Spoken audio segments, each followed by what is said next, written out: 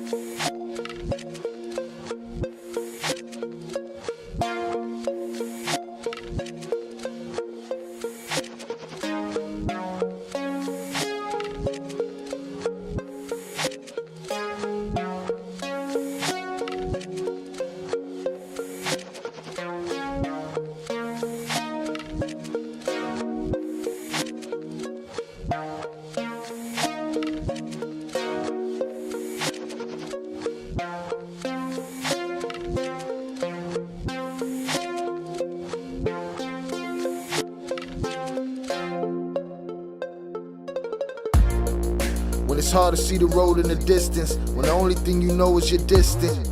When it's hard to hold your soul when you lift it, when you're broken and you can't leave your kids shit. When you try but your eyes tell lies, your smiles are disguised, and no one knows you dying inside. When it hurts to feel, when you're bothered by the world it's real. When you're staring at that bottle of pills, the bottom of that bottle of swill, the wrong end of that cold black steel, the great unknown. When everywhere but here's like home. You a man now but don't feel grown, pushed through existence. Current comfort zone is indifference, so uncomfortable in your skinness, hurting everybody you live with. When you're feeling like it's time you should end this, know that you're loved. Know that you're loved. Know that you're loved. Just know that you're loved. Know that you're loved. Know that you're loved. Know that you're loved. Know that you're loved. Know that you're loved. Know that you're needed. Know that you're necessary. You just depleted. You can be legendary. You not beneath it. You can get over. We can ride in and thieve it. Soak up a sunrise. Stare at a blue sky. Feel something brand new. Realize with new eyes. Uncover new truths. Find where the pain lies. Live like you're lightning. Cut through the gray skies. I know life is frightening. You can't help but ask why. Life doesn't like me. It's passing me right by. The future just fights me. And much rather I die than have to enlighten me and show me how I'd rise if given a chance. Some love in advance, a bit of compassion, some luck with romance. But why does it matter? Will is what does. You have the will to survive, so know that you're loved. Know that you're loved. Know that you're loved. Know that you're loved. Just know that you're loved. Know that you're loved. Know that you're loved. Know that you're loved. Know that you're loved. Know that you're loved.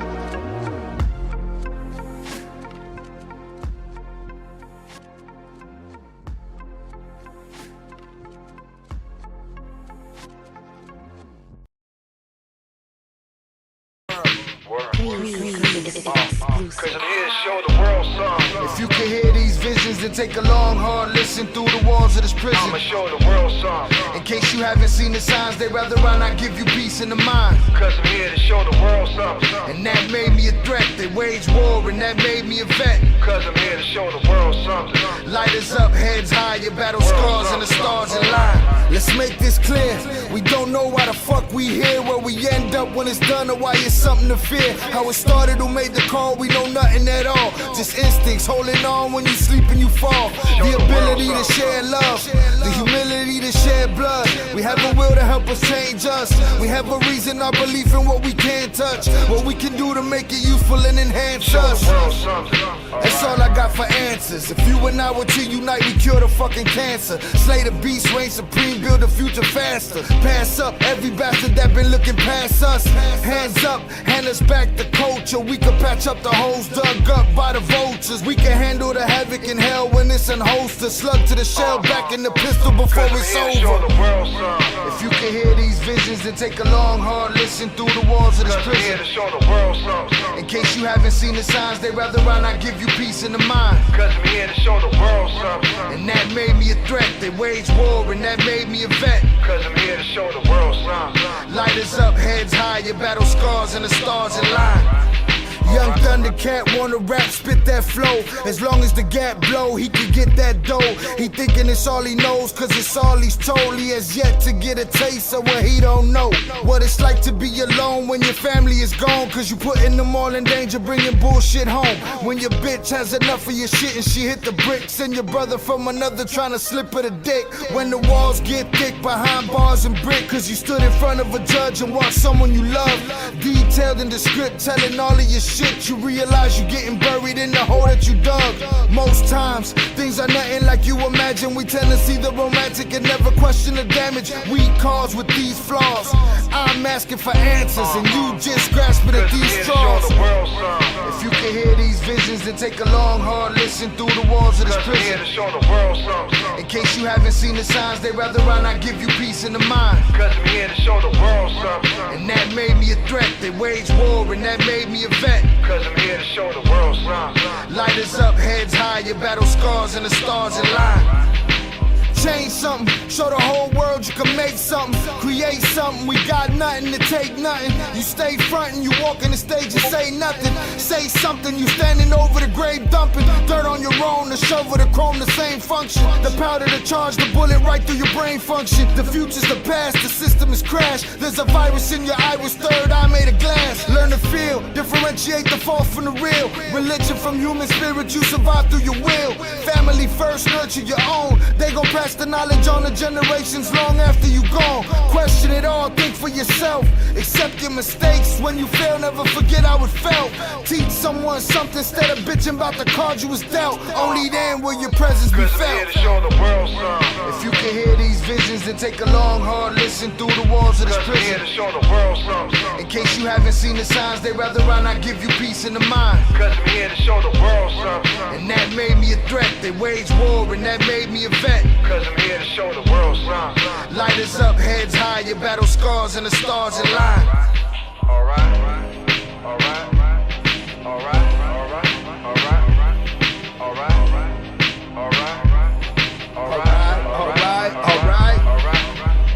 Yeah, it's my brother Dame Grease right there, doing his thug thizzle. It's a little move right there.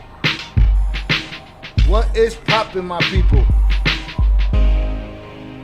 I appreciate y'all being here. Thank you for being here. Right? Y'all are the most important part of this whole situation here. I appreciate you guys and I salute you. Right? I appreciate y'all being here. Thank you for being here. Welcome to Shy Ill Reacts. I am your host, Shy Ill. Welcome to the little channel that wish you would. Hope everybody's having a blessed Saturday. Hope you guys can hear me. Hope everything looks good.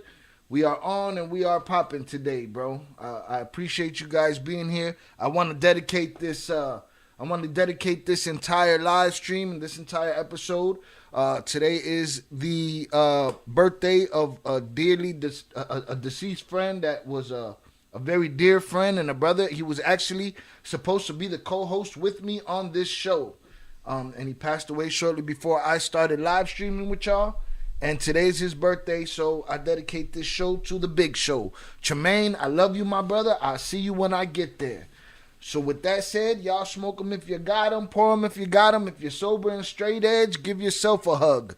You know what I'm saying? Whatever works right now is what we're doing. Again, I appreciate you guys for being here. Much love to the chat. We're going to get up with y'all in a second.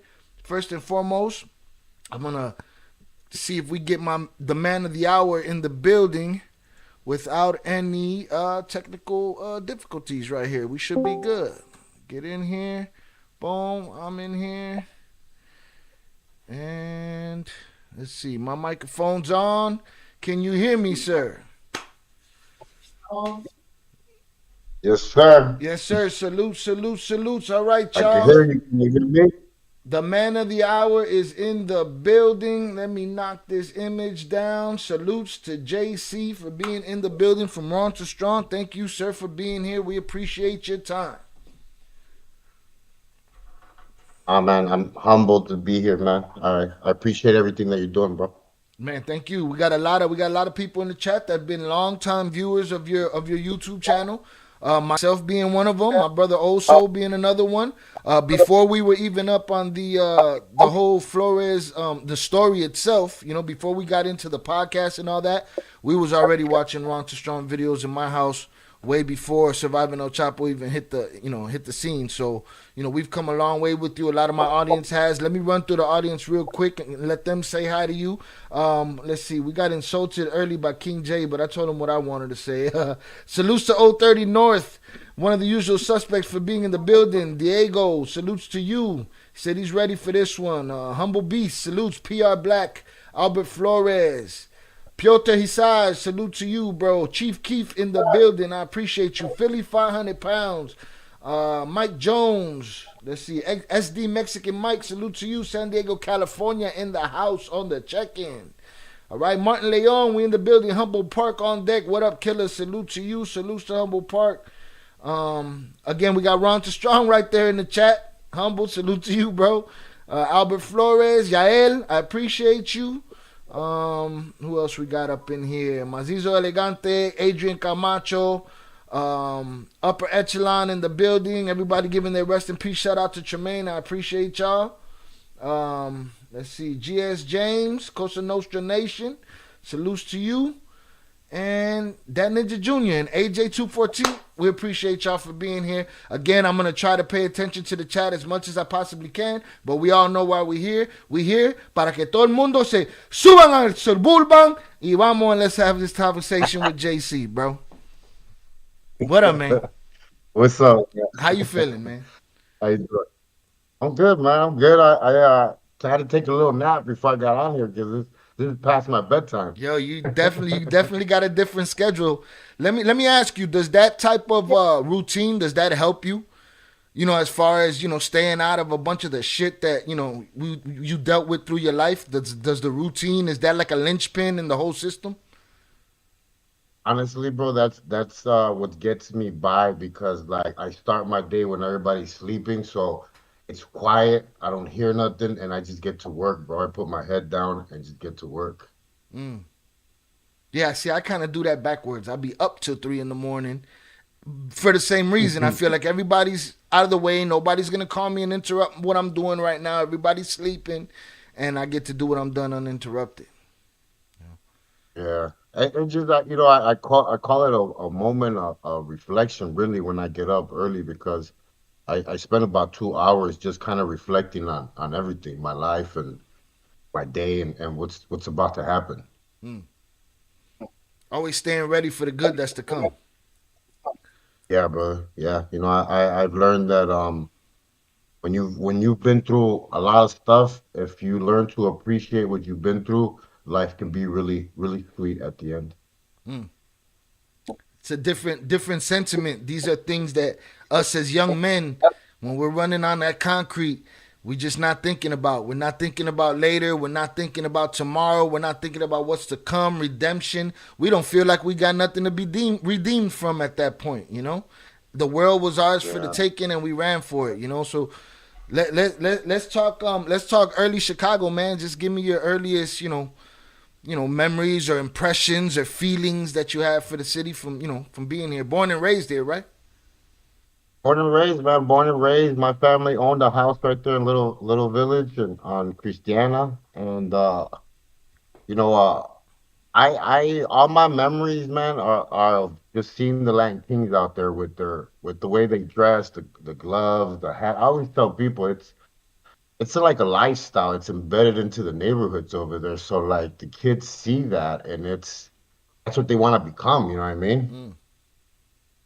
And growing up like that, I ran the streets a lot because everybody was always at work.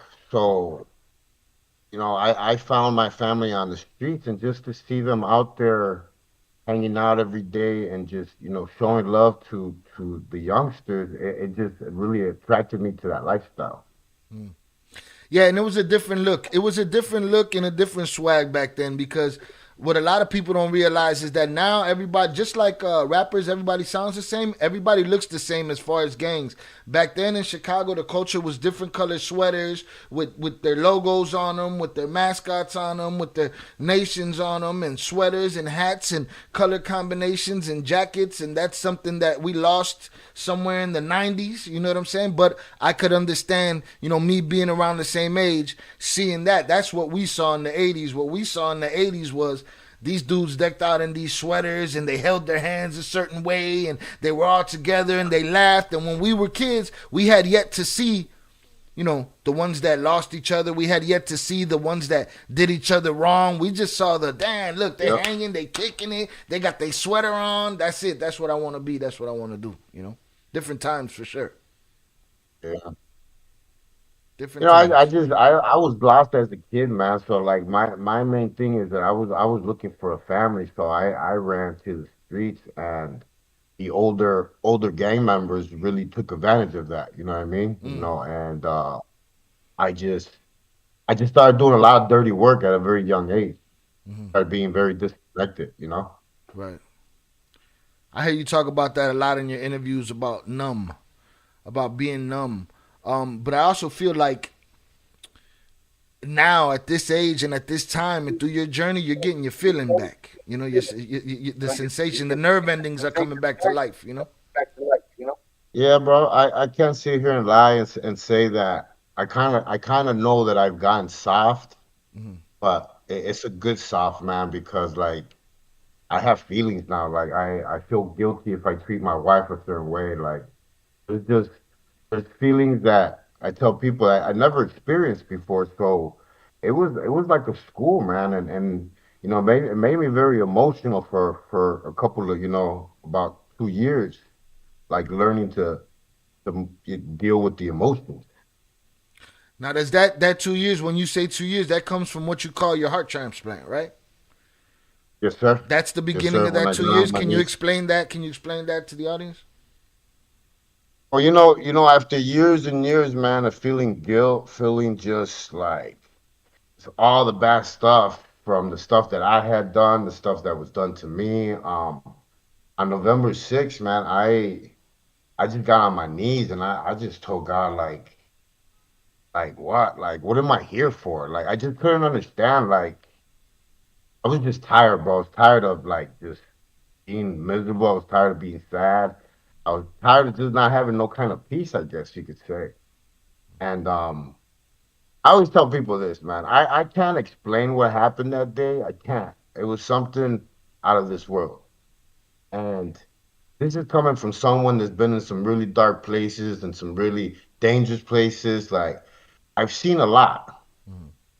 And what I experienced that day, man, bro, like I don't need no more proof. Like what he did for me that day when I got my heart transplant, like everything started to change.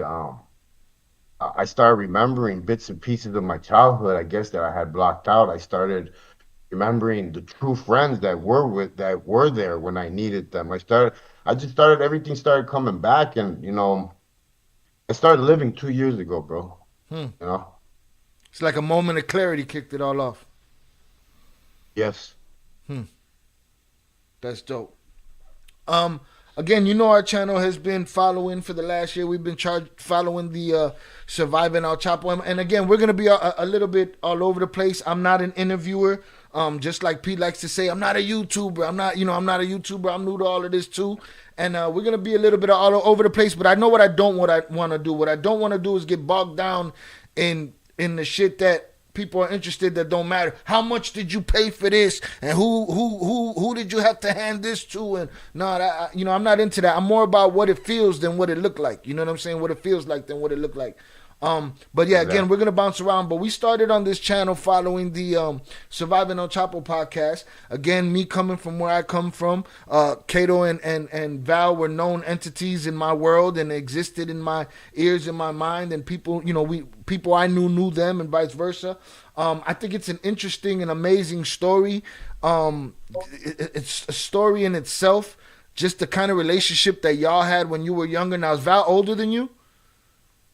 Yeah, she's 2 years older than me, but that's like 20 in her years. Absolutely, absolutely. She's probably watching us now. From what I understand, she took over the TV room, so she's probably paying attention as we speak. But we were blessed enough to speak to her here and ask her some questions and have her give some comments and some stories. How old were you when you met her, and what's the story? How did y'all meet? I was 13 years old when I met her. She was dating the leader of the 59 SDs at the time, and she was with him. So that's when I had just turned a 59 SD, and she was just like one of the guys. You know what I mean? Just like one of the guys.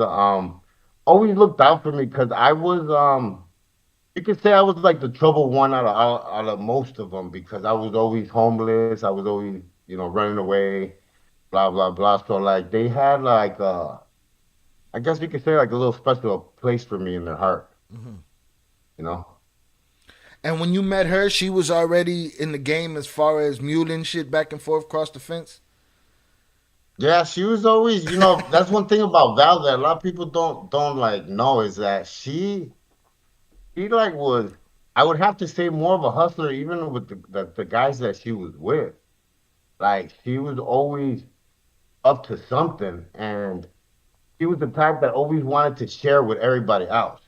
And there's not too many people like that in the game, you know that, Right. so when she put me on, man, like I became her loyal, soldier, bro. Like not too many people help you out like that. Right. Oh no, absolutely. Absolutely, especially like you was out there. You needed what you needed to get by. She had other opportunities that she could have gone and took, but she was just good at what she was good at, the street. You know what I'm saying? She was able to maneuver the street and the people. I mean, for every person that probably looked at you and said, I can't control that guy, she was be there to rail you in. You know what I'm saying? So that at that age, like you said, 20 years advanced of what her age was and shit. Now let me ask you before Yeah, you go ahead. go ahead, brother. Sorry. So before you, most of the people in our chat know your story, but before you went to prison in Mexico, you didn't do no prison time in the U.S., right? That was your first stint. Yeah, yeah, yeah. I had already done a couple of little state terms Oh, okay. in Springfield. Um, Small little gun cases. My first gun cases, shootings. I got probation. Then the other one was like a month. I think I have 6 gun cases. They're all just taps in the hand. And they were all before that. They were all Yeah. before. Oh, they were all before Mexico. You got any good? Stories of you and Val on the road? Anything we haven't heard yet? We got crazy stories. I mean, you guys have heard the story where me and her almost blew up the house. Right. You know, but there was things that I didn't share on that because like I I I I was getting better at telling my stories. Mm. And it comes with time because you it's emotional, so sometimes you forget things. But there was a time that me and Val got a little greedy and we just wanted to keep all the money to ourselves. and, and she's like, let's just unload the cars ourselves. so that way we don't have to pay the other workers because it was all like a little teamwork. Drop off the car, drop the tank, get the stuff out, blah blah blah. Somebody goes deliver it. We wanted to do it all so we could keep all the money. Um, we started pouring gas into the sewer, and I started pouring it in there, washing the gas tank. I was really scared because they had already told us stories about people blowing up in the garages trying to open up these Jesus. gas. Oof. You know, the twins got a couple of those stories. They know, and it was a lot of people a lot of families that were working in the '90s were doing this, so it was happening a lot in Chicago. Garages exploding. So I kept washing it out, dropping it in the sewer, and all of a sudden I start hearing like how it sounds when the police knocks your door down. You know what I mean? So we started panicking. We thought they were like raiding us, but it was small explosions that were happening in the sewer because of the gasoline. Jeez. It started getting louder and louder and louder, and it felt like an earthquake, like it was coming towards the sewer where we're at. We were in the back in the garage. Um, it's so funny because at the time, Aggie was living on top. You know what I mean? He had just got out. Who did? King Aggie from the SD. Mm. He was living on top. We were downstairs in the garage, doing our Jesus thing. Martinez just And subscribed on YouTube. the fire department came, man, and the explosions just kept on happening. And me and Val were just like tripping because we thought we were like shit, that we were done because we heard the sounds of the fire department. I don't know if cops were coming, but he closed the garage. And one thing about Val, man, like I gotta say this, man, she always kept her cool right when stuff was going down. Mm. And she closed the door. She was like, just act cool, just act cool. The fire department came into the house, went down to the basement, checked the house. The flames had came out of the sewer so like a flame that it burned some stuff that was in the basement in the house. Jeez. Um, they ended up leaving, and we started cracking up and we got right back to work again. But it was that life, man, that I tell people we thought that was normal though, and it's not. I agree. Like it's not normal to be under, flight and fight mode 24/7. Hmm. And stories like that, I tell people it's a dozen of them, a million of them, because that's how we lived every day. Just like I heard you the other day when you said, did you ever get sticked up, or did you ever get robbed? Like it's part of the game. Oh, If you're in the absolutely. game, you're going I to asked get from a robbed. specific guy, so I'll ask you again. I ask you the same thing I asked you because I asked about a specific guy because that guy, that dirtbag was everywhere. Did Saul ever get you for something? Nah, he didn't get me. Some of his friends got me, but he didn't get me. All right. Absolutely, I agree. It's But all it's part of the part game. of the Snitching game. is part of the game. It's all part of the game. At the end of the day, everybody's trying to look out for their own skin, Mm. you know, and that's what it is. It's just human nature. It's called survival. Hmm. Strongest will is Yep. to survive. If you're in a box, you're gonna try to claw your way out of there, whether you end up with nubs for fingers or not. And trust me, if someone's chasing you, I'm gonna trip you so you can fall. Absolutely. Absolutely. I'm throwing something in front of this motherfucker. It's crazy to hear stories like that. And again, I could see that somebody like Val would have grown nerves of steel or was born with them because, like you say, for her, there's been a lot of positions that she's been in life where she could have just freaked the fuck out and things would have gone really bad. That being one of them. Anything could have gone wrong with that whole gasoline in the sewer situation and things go left, It took a calm state of mind and a little bullshit to get through it, but that was life at the time, Yeah, she was over there just saying bye to the firefighters that were leaving. Thank you for coming. And I'm over there like pooping in my pants. She's offering coffee and shit. Hey, have coffee. We're good. That's funny. So, yeah. That's funny. Let me see. I Yeah, got I learned a lot from her, man. That's why, like, I always, I give her the credit because not to glamorize the lifestyle she introduced to me, but because she took the time to actually show me how to be just to be a little bit better. Because when I started making money, I was on my way to go buy like some new Dickies and stuff like that. She was like, no, no, no, no. She's like, we're gonna dress you like properly. And I remember going to the Jabot store in downtown Chicago, man, and being looking at the prices and being like, wow, like I made it. right. But man, like yeah, man, she taught me the ropes, man. I can't sit here and not give her the credit. She didn't just send you off. She gave you game. She put you up on game. It wasn't just go do this blindly. Nah, here, take a little game with you and we'll figure this out together type shit.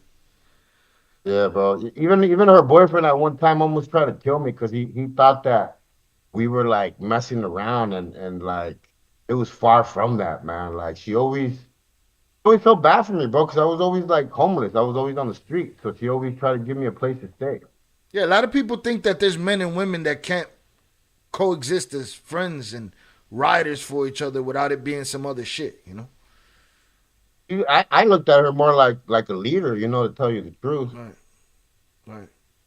So shortly, so how old were you when you ended up in prison in Mexico? I had just turned 17. What was the culture shock between that? So you get popped with a load, what, on the way in there or on the way? What happened with that? I was on my way back already. I was already like I was already like full of myself. I started getting cocky because I was making it by so many times, like and I had like a strict schedule that I was sticking Mm, to. As soon as I left Apasingan, I would stop in my hometown in Moroleon, and I would kill the day. So that way, I was passing the checkpoint I needed to pass at that certain time that I needed to pass. And the day that I got caught, I was I was full of myself. I was coked out. I was drunk. I was like, man, you know what? I'm just gonna get this done so I could come again. Um, I started getting greedy. Really, tell you the truth because they started giving me more money. They started giving me more leeway to do what I wanted with it, and I just my head got big, so I got sloppy. very young, 16, 17 years old. What was the culture shock when you realized, shit, I'm walking into a Mexican prison? Like, in your mind, you didn't have a visualization or anything to compare it to other than an American prison. But did you know that this was going to be something different? Um, I knew it was bad just because you gotta remember my nickname. You know, I kind of like was born and raised in Mexico too, so like I spent a lot of time in Mexico, so I kind of know how the life is over there. Mm, So I know it's a little bit more rougher than the United States. So I was expecting the prison to be bad, mm, just not as bad as it was. right. Does that make sense? Absolutely. Absolutely. What was the first thing I mean, I know you got into it early in there, but what was the first, the first things you can remember walking in there as far as, oh shit. Um, just a big black door, bro, that they opened like it was just humongous, and they opened it and just closed it, and they just told me to go find where to live. I can't sit here and lie and say that I wasn't scared because I was terrified. Hmm. Um, I was terrified, and I had to pretend like I wasn't, and I had to pretend that I was tough, and I was just this little kid that I tell people, back then I didn't weigh 230 pounds like I do right now. Right. Back then I was like 120, Right. wet. So, it was a very terrifying moment, man, that I don't think I'll ever forget in my life. Mm. So how long you was there? What, less than a week, and they got you for your shoes, Yeah, yeah. and that was bad. You almost didn't make it out of that. You ended up, You ended up having to be in the. How long were you in the They infirmary over there? they didn't even the doctor kept on saying that nothing happened to me because when they hit me in the back, it just closed up because it was so little. Mm. The ice pick was so thin that it just closed up. So they were like, nothing's wrong with you, but I couldn't breathe. I couldn't breathe, and my stomach was hurting really bad. So that's when they had to open up my lung. And you know, I can't. My whole life has been like chaos, bro. Even from my childhood like days. If people follow my story, they know that my childhood was really bad. When I got to prison in Mexico, bro, you could stay prepared Mm. kind of what I was about to go through. Mm. Think anybody else would have been able to go through that and be okay. Mm. Yeah, no, it's a different kind of tenacity. You know, to see where you are today and to know where you are today, because where we come from, it is in a literal sense. 21 is something to laugh at. The age of 21 in Chicago on these blocks, it's something to laugh at. Like what 21? So when I look at my brothers that did make it to 46, 45, 44 years old, it's like by 17 when you in that Mexican prison, it's like, hey, I'm ready to die by now. Whatever happens, happens. Let's get it. You know. So I didn't even think I was gonna make it back, bro. My drug use got so bad, and I made many enemies in there that I shouldn't have. I put my hands on people I shouldn't have. Um, there's certain things that I can't talk about. You know what I mean? But like I messed up. I messed up being young, being stupid. And when I flew back, go pay that money off and just make my amends, is when I got a little bit of my, I guess you could say my belts back because they thought that I was pretty much like a loser. mm. So you was in the red at that point, but you stood on your issue. They stood on their issue. You made sure you got them what they wanted, and it was a lesson learned from there. You know, onto other reckless shit that we're gonna try to do later in life. You know what I'm saying? Yeah, and they were all surprised, dude, when I flew into that island, that Mexican island, with all that money. I mean, I paid off my debt, and I apologized to the dude that I messed up with, but at the same time, I'm a businessman, bro. So I was doing it with intentions. Mm-hmm. It's not like I was such a good guy. Right, No, I was doing it because I knew that was gonna be my next connect. right, right. I have to fix this in order to keep doing what I'm doing. Yeah. Shout out Jonathan Pantoja for the super chat, $5 super chat. Appreciate you. He said salute Shy Ill and JC. It's nice to see everything come full circle. Hearing these stories and and coming by is a blessing. Absolutely. Thank you to JC and salutes to you, Jonathan. I appreciate you, bro. One of the usual suspects. You're appreciated here. So you did 4 years in that Mexican jail, right? Yeah, bro. 4 years in that Mexican jail, and then when so I heard you telling the story. I don't know if you were talking to Johnny Mitchell, who you were talking to, but I know that you were telling the story. It might have been. Did you pay that money back before the day that? I guess there was a day that you lived a Bruce Lee game of death scenario where they try to get you like like Castro. They try to get you like 100 times in one day, and you were slithering through and getting by. And I believe the end of the story was like you speaking to Cato and saying, "I want out of here," and him saying, "Go stay in AZ with Dog." Was that shortly after your return from Mexico, or there was time between there? There was about, I tell people my life has been lived at a very fast pace. So like everything happened in like 6 months, a year. Mm-hmm. Everything was really fast if you put the years together. But uh, that was after I came back from Mexico because when I came back from Mexico, man, I made a really good connect while I was over there. I made a really good connect, and he started flooding me with stuff, and this is when Kay started helping me, get on my feet. Kay and Valerie. Um, I pretty much went from being poor from one day to another. I was, balling. a lot of people started getting jealous.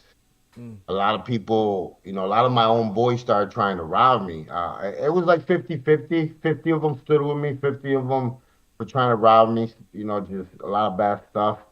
And that day, it was 7 times, bro. It's 7 or 8. I can't remember, but it was that many. Bro, you're allowed to Um, forget one, bro, in a day that long. and I remember getting to the studio because I drove to the recording studio. He was in downtown recording, and I was just tired, man. I was like, man, dude, I was like, I'm tired, man. I'm tired of watching my back.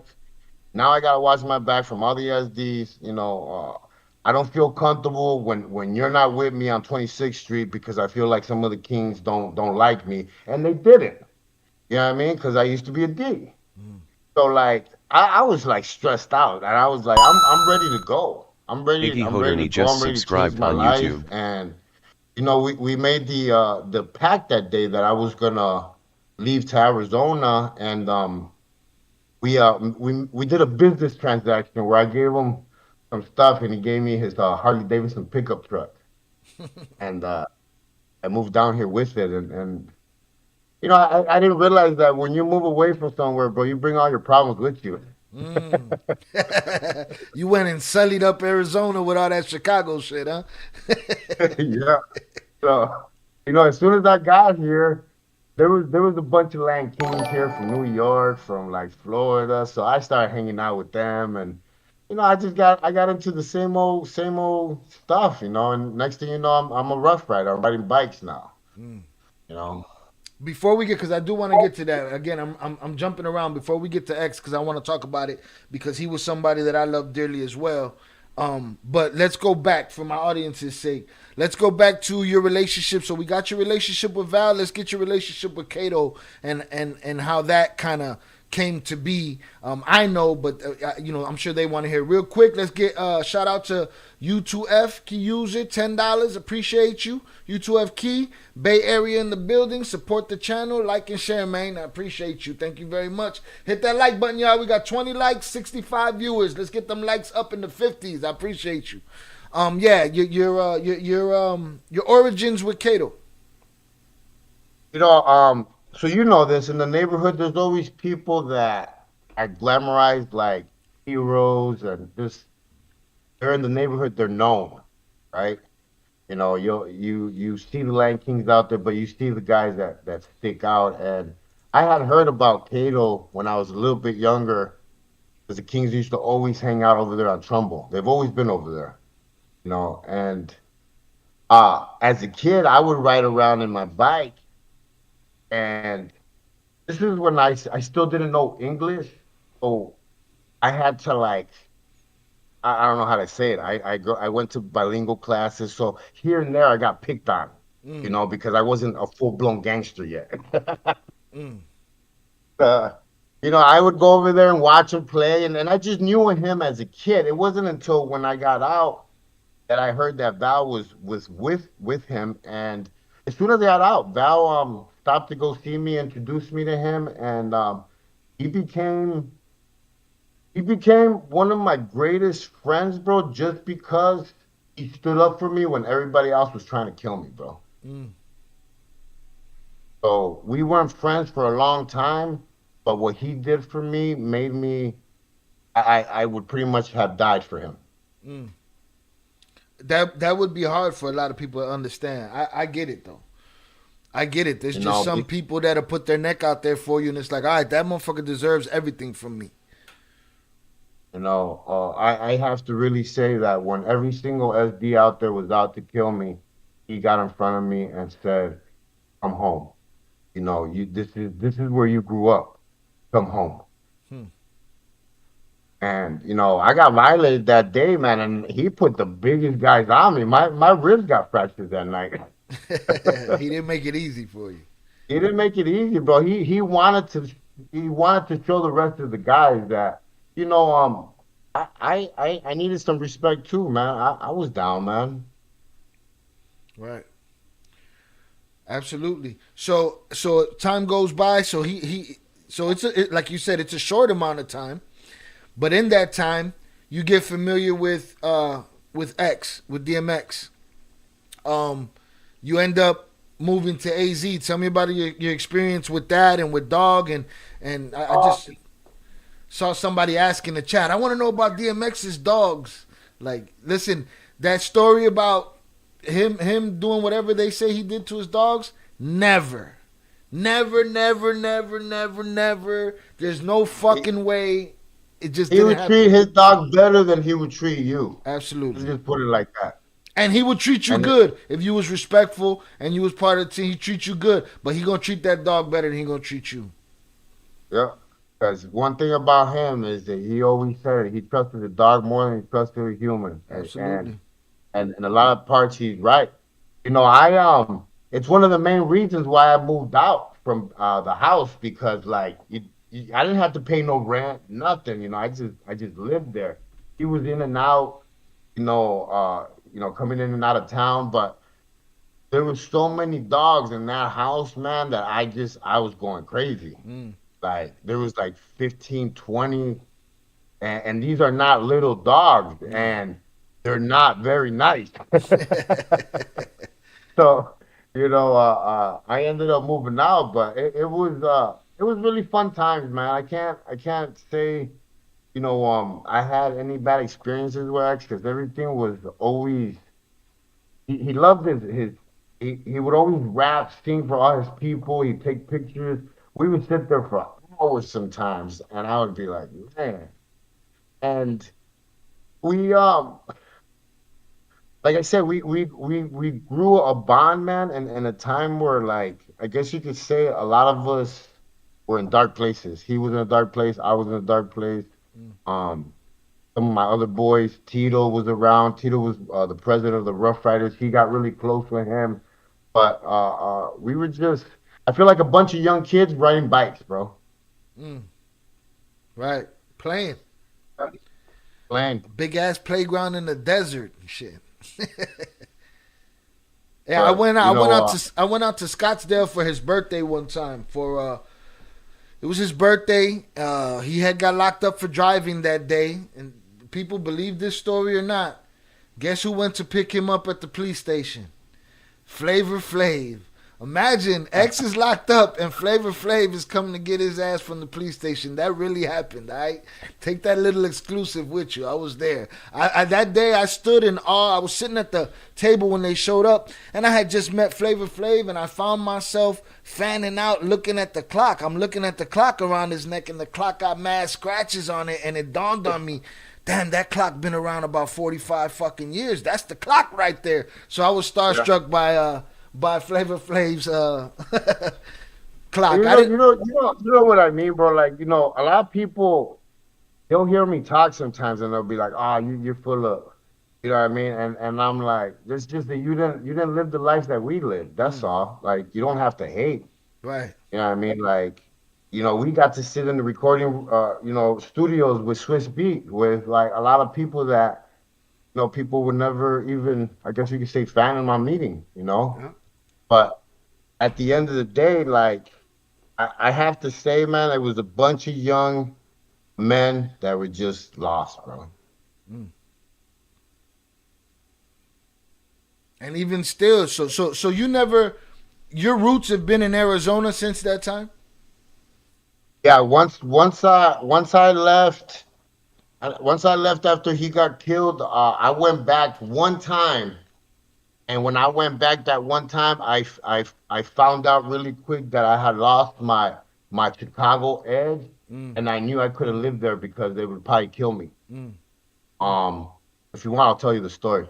Yes, I will take it. Um, I flew into Chicago to do a powerlifting competition, and for some reason I wasn't thinking, and I stopped at a gas station on the north side to pump gas. I stopped, I jumped out, I put the thing in the car. As soon as I turned around, there was a little dude, maybe 17 years old, gun in his hand. What you be about? Remember, at this time, I have a big old crown on my neck, Mm, and I happen to have a hoodie on. mm, So I pull out my ID, and I'm like, "Look, dude, I'm from Arizona." and I show him my ID, and he lets me go, bro. He's like, all right, bet, and he leaves. I get in my car. I'm like, I'm never coming back to Chicago again. I lost it. I lost the edge. I lost the Chicago blood. I can't be here no more. And I'll tell y'all in the audience something.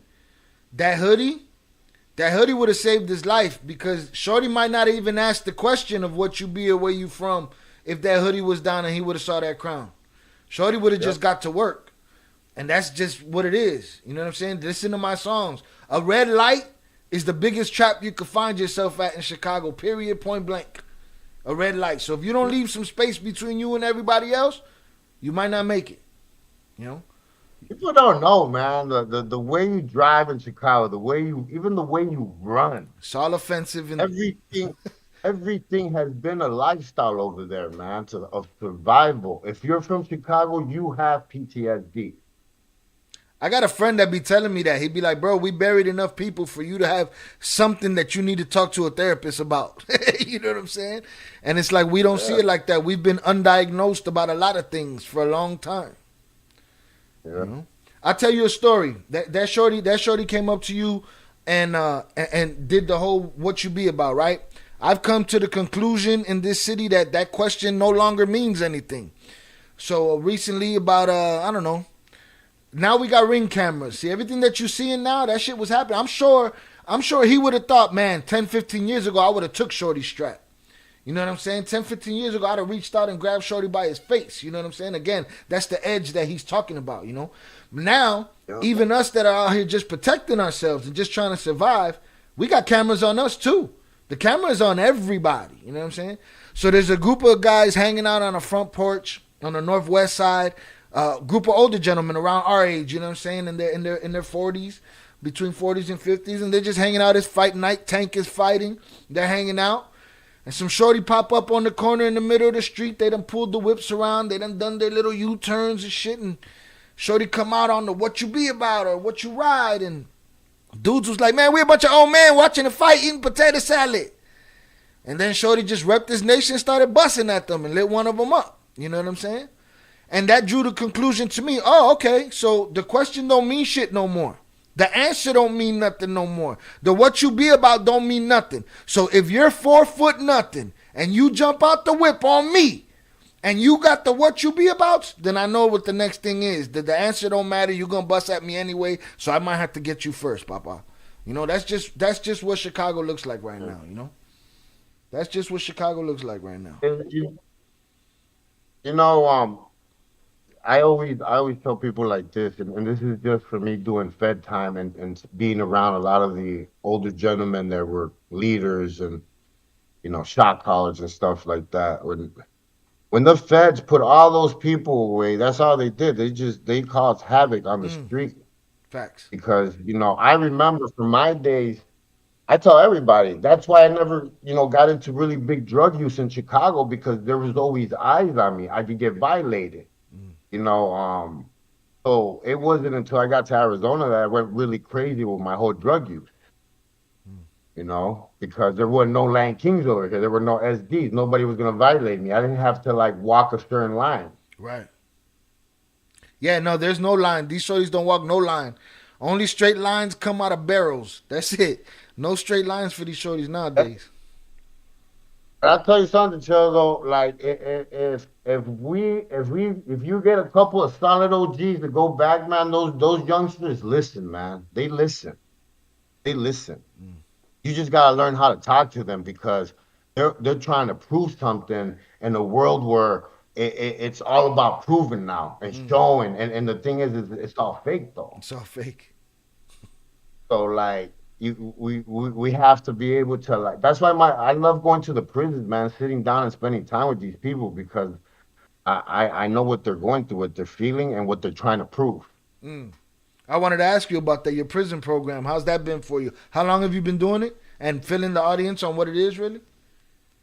So I've been doing it now we're going on 5 months. We go to two prisons out here in Arizona, a men's and a women's. I teach them how to become personal trainers, how to get their license, how to brand themselves with social media, all that stuff.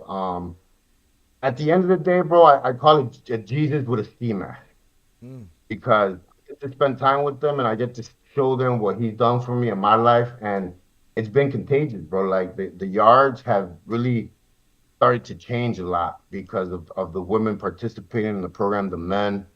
Um, it's just nice to see what God is doing, bro. That's what's up. I appreciate that. That's a beautiful thing. I mean, especially like these people are in the joint.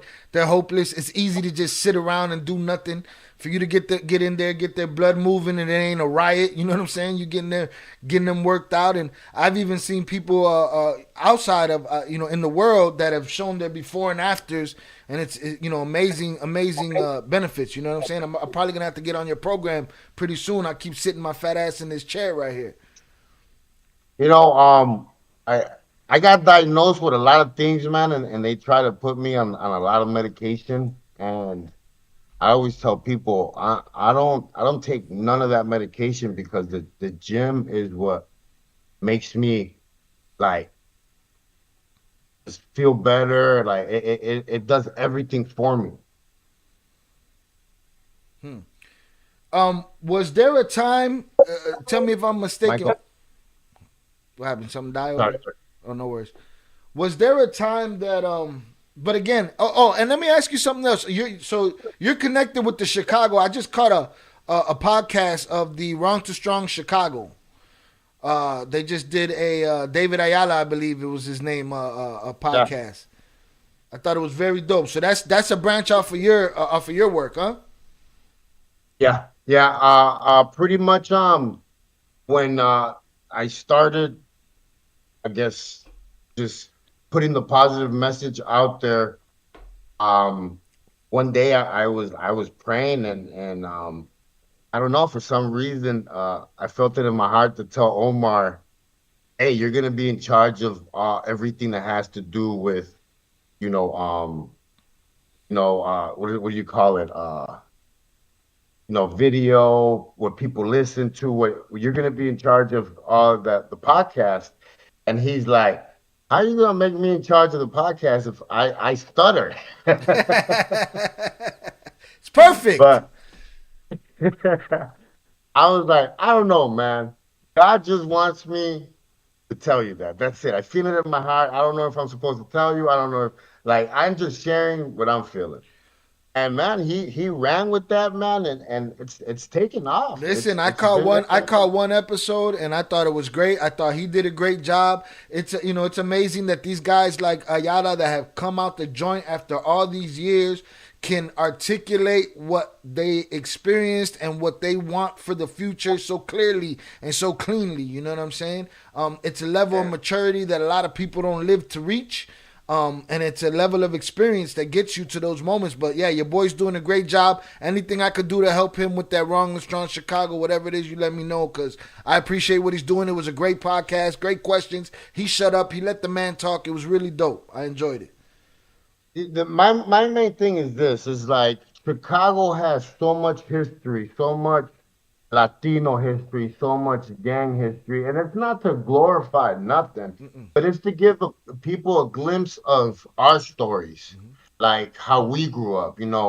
LA got their time to tell all their stories and everything. Like, I feel like it's time for us to be able to share like how we grew up in Little Village or in Humble Park or in Canaryville, back of the yards, because that's the thing about Chicago, and that's why a lot of people get killed, is that even when you go to a different neighborhood, it's a different experience in Chicago.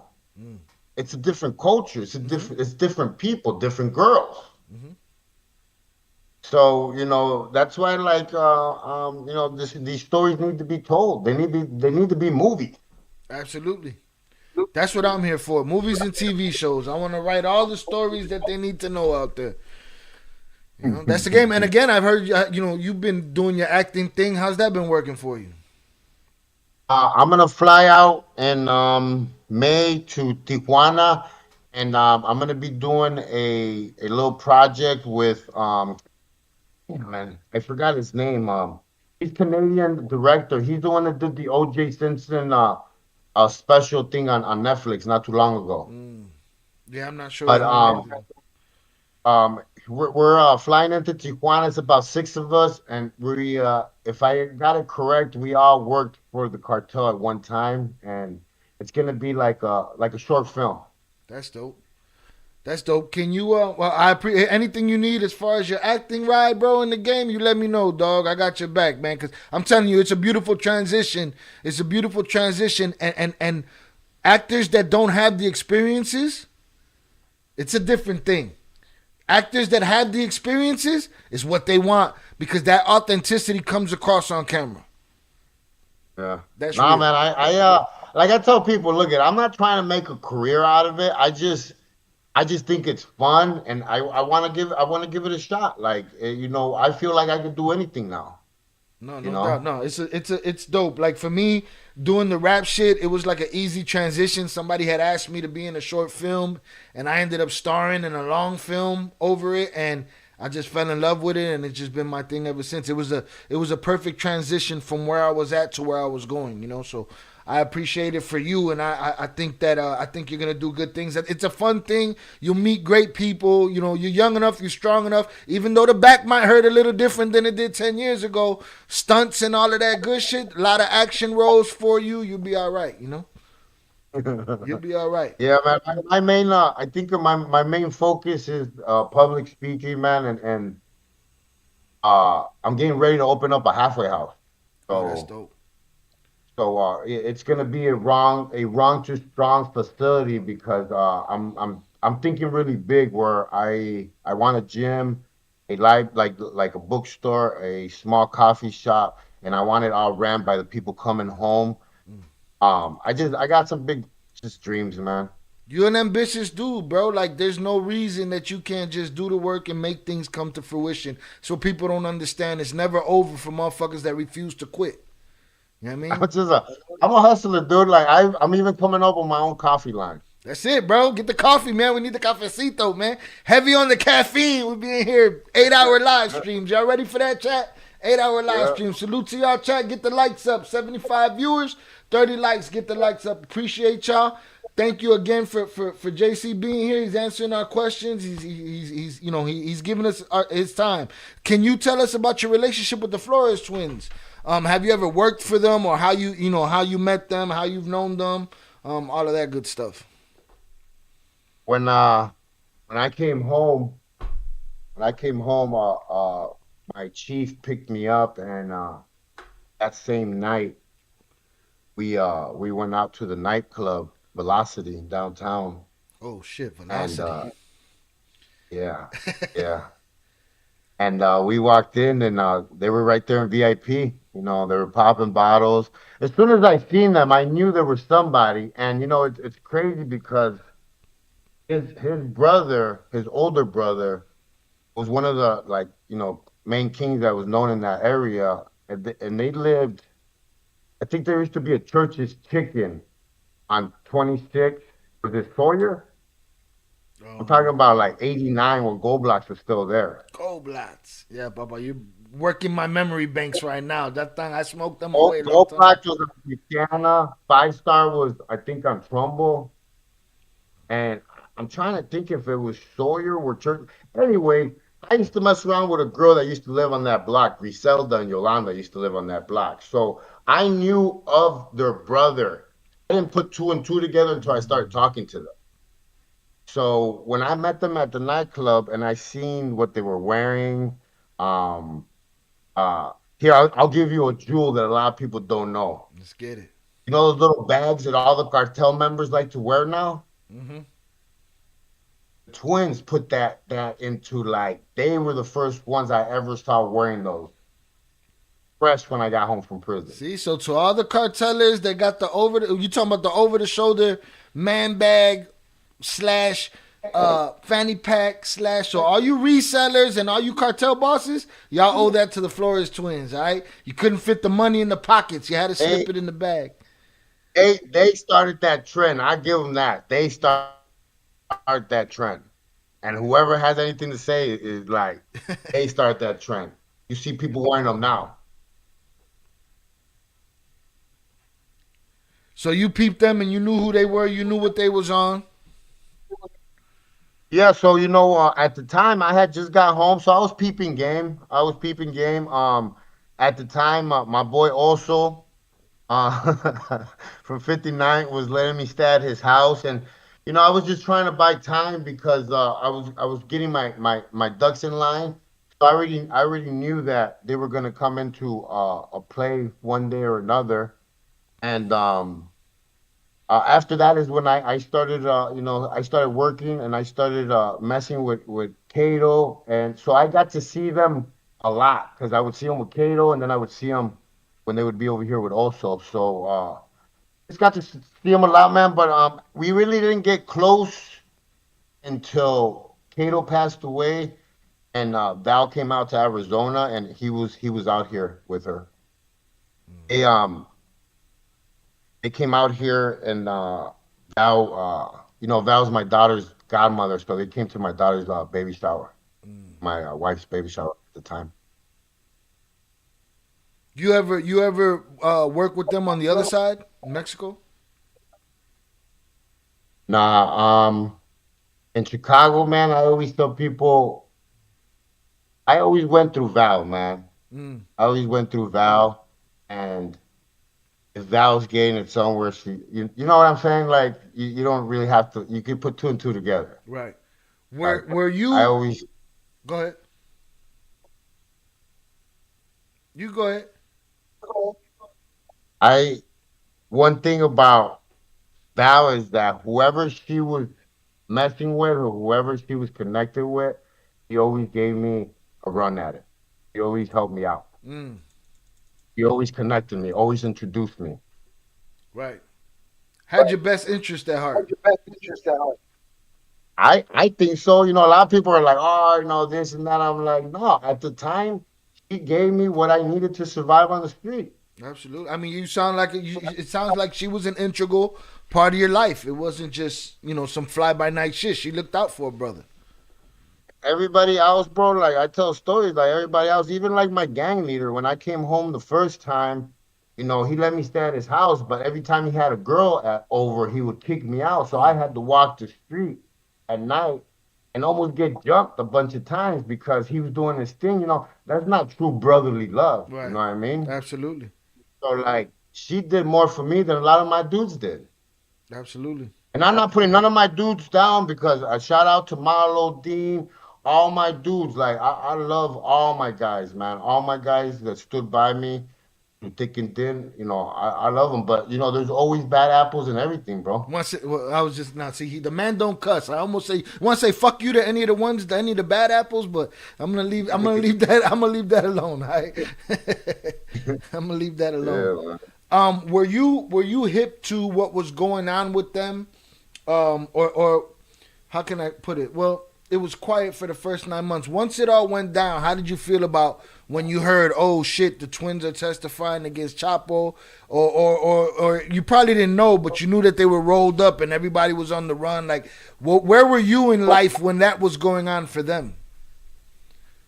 Actually, when they left to Mexico, was when I got a last phone call from Val, and I remember she's always been in good spirits. So she was like, "Man, just move down here, come down here with us." And I thought about it for a minute, and I was like, "Man, I should move down here because I was doing bad down here. Like I just wasn't finding myself, and I was working construction jobs. Like it was bad, and I thought about it for a minute, but then after what I want to say a couple months is when everything went down, and I was like, "Man, I dodged that bullet." Because they would have probably killed me in Mexico. So Mm, yeah, no. So how did you let me see what else I got here.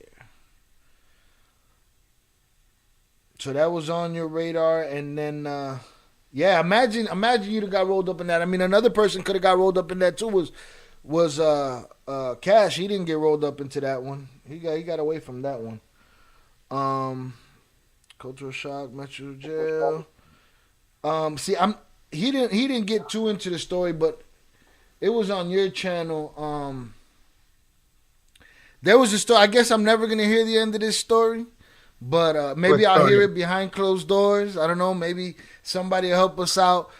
Cash wasn't too open with it, but I believe it was on your channel. He tells a story about Kay hunting him down outside, and I just wanted to hear. He gave me the kind of wise and the kind of the you know. But what I heard half of was, we was running. I was going this way. He was coming this way. He busted a Yeah, U-turn. He is that came. Cash? He read a lot of Shakespeare in prison. That was the story that I was most interested in, but I didn't get it from him. You know what I'm saying? Him and Kay had a very unusual relationship. They exist. Those relationships exist. Like a love-hate relationship, to tell you the truth, man. Because one day Kay wanted to kill him, and the other day he loved him. And I stood away from that. I grew up around people like Kay. How can I put that? At a very young age, I was around older guys that were very violent and could be violent on the streets and then come home. Does that make sense? Absolutely. I call that the duality of man. I believe that Yeah. two men. I believe that a man can be two things at the same time. I can be a So loving father, a loving husband. You can also cross me, and I can split your shit all the way down the middle. You know what I'm saying? That's just life. I knew how to kind of like maneuver around Kate, man, because like he was crazy. He was crazy. He was down. I remember one day we were driving down 26th Street and we were just chilling. We were like having a really good time. We were listening to that's when that Air Force song was on by I think Nelly.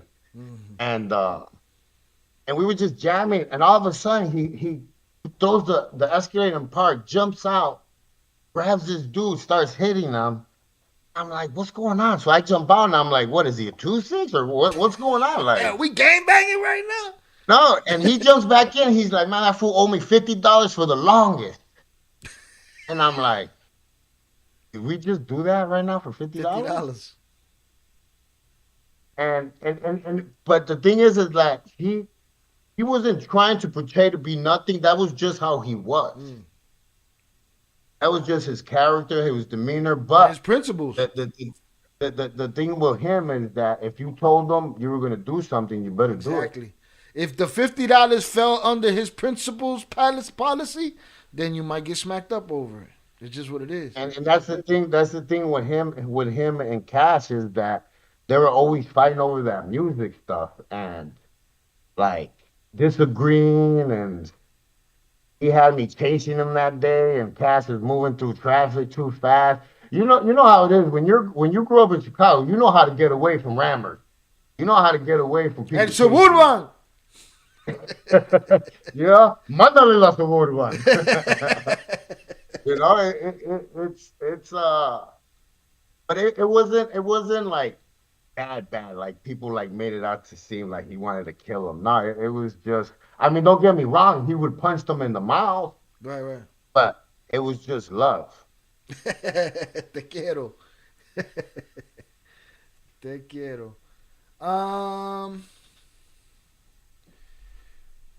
yeah, they got questions in the chat, but we've heard the answer to these questions before. Listen, people have asked Cash, um, people have asked JC, people have asked all kind of people in this story if they feel like the twins or Val had anything to do with Kay going, and the answer's always been that these people did enough for each other, and these people have done so much for each other, including Kay for them, and vice versa, that they don't see it. So I want to throw that out there before it sounds like or feels like we're asking a question that's been asked 1,000 times that we don't accept the answer to. You know what I'm saying? You got to be ready to accept the bro. answer. For years, like I carried a guilt because I felt that as soon as I left, it happened. Mm.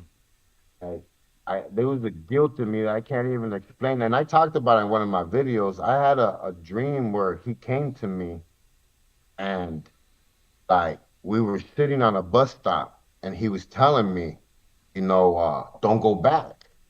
And I was like, man, I'm broke out here. I miss the life. I want to go back. And he just told me, don't go back. And he got on the bus and it left. Um, when I went back for his funeral, I had to go get Fat Joe's wife from the airport and bring her to the funeral. Um, Now, told me go get her. I brought her. But when I got back, man, I'm not gonna lie, I felt weird. I felt like they were gonna something bad was gonna happen to me. And I got on the plane, man, and I left, and I just never came back to Chicago again, bro. And it has a lot to do with that dream with him. Hmm. Do you miss it? I miss it a lot, bro. I cry sometimes, man, because it's all I knew. The classics, the freestyle, like the South Side, the North Side, just it's all I knew, bro. Like even going down to the lake, like parking on You don't Fullerton. think now in 2024 is a time for you to, wifey from Arizona? Wifey from Arizona, right? She don't know nothing about Chicago. For her to see a summertime shy and a Lakeshore Drive, a spin down Lakeshore Drive, and then to go back home, none of that.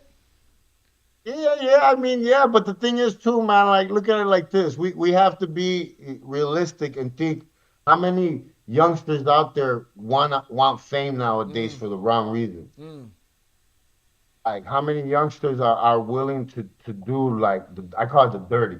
mm, And it's because of what we stand for today. This what mm, how people, I guess you could say, earn their stripes now. mm.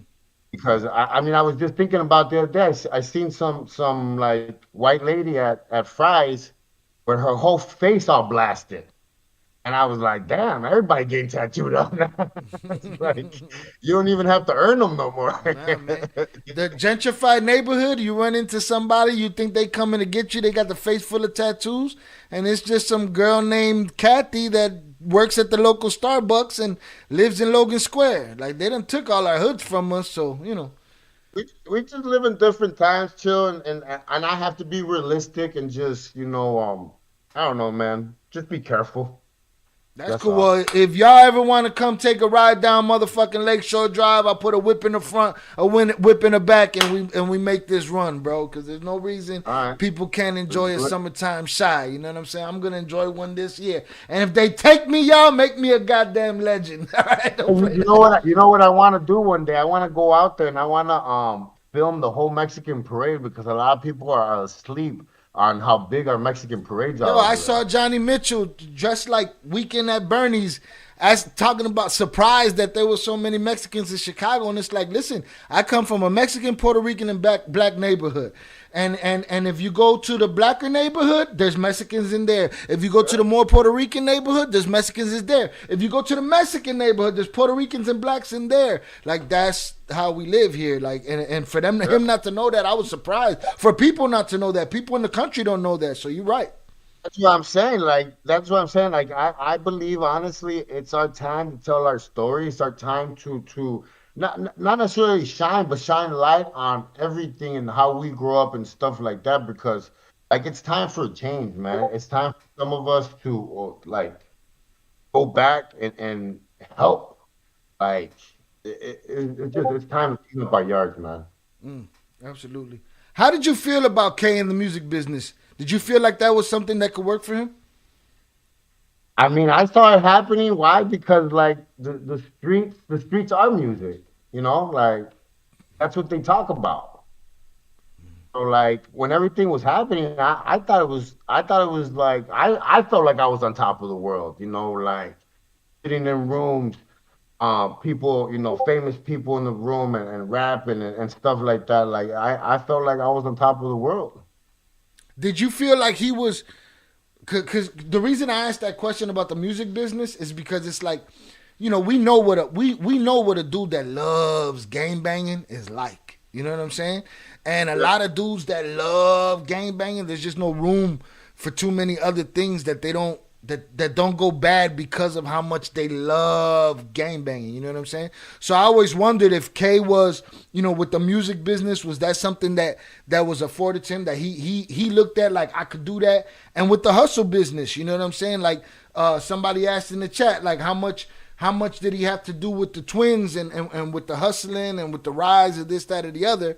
And I ask you, you know what I'm saying? Was he the Trinity? He could play the music game, play the hustle game, play the streets game, or do you see like he should have stood in one lane, or one lane was for him, or Nah, he was doing it all, man. He was doing big things. I from my perspective, and I could only speak from my opinion.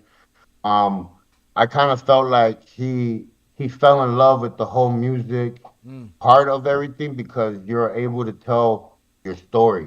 mm, And a lot of people don't know this, but usually in the morning, Cato, Val, also everybody would show up to his house in the morning, and we do a recon before we would all leave. And in the morning, it was always lighting up blunts and talking about ideas and what he was doing and what was gonna happen. And I always say, man, we were having hood masterminds before any mm. of these YouTubers. Of course, yeah, it was all street stuff, but I feel like he was really in love with it, man. The relationship that I saw him build with DMX and it just, I don't know, man. The moments I remember the most with him are his wedding night at that hotel in downtown. Those are the night that I remember the most of them. Tell me if you could tell me a story about his relationship with X. And we're just about done, but tell me about his relationship with X. They were really, really tight, man. They hit it off. They were just two peas in the pod, man. And you know, Kato got him. I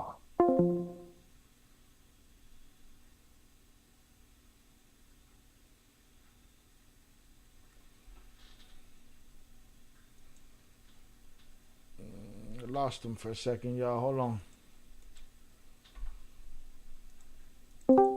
Kept on giving. My bad. I lost you. I heard the beginning of that story and then we cut out. My apologies. We were talking about X and Kato. I disappeared. I don't know if anybody knows, but Kato bought X a truck with his whole dry and everything on the back of the truck, a Ram truck with like, it was the biggest rims I had ever seen in my life. I think they were like 27s or 25s. I don't know, but it was a gray Ram truck, and he got it personalized for him. And they had a really good relationship, man. They had a really tight relationship. They talked a lot, man. I could just imagine the shit that y'all talked about just sitting in the desert after running around on four wheelers, you and X. Like I can only imagine, bro. And X was they broke the mold when they made him, and I agree. he he was carrying around a lot of demons too, bro. I A lot of agree. dark stuff, and but he had a really good heart, man. And I want to tell him, I loved him, and I'm glad that I got to spend some time with him. Mm, yeah, amen to that. Forever X. So before we let you go, question for you: you okay with Jay and Cash coming on? Because they want to interrupt your session and kick your door in over here and jump in on the session. All right, y'all. I'm gonna cut the camera for a That's second right. so that I can get these guys in on the show. And let's get Cash and Jay in here. Give me 1 second, y'all. Jump in.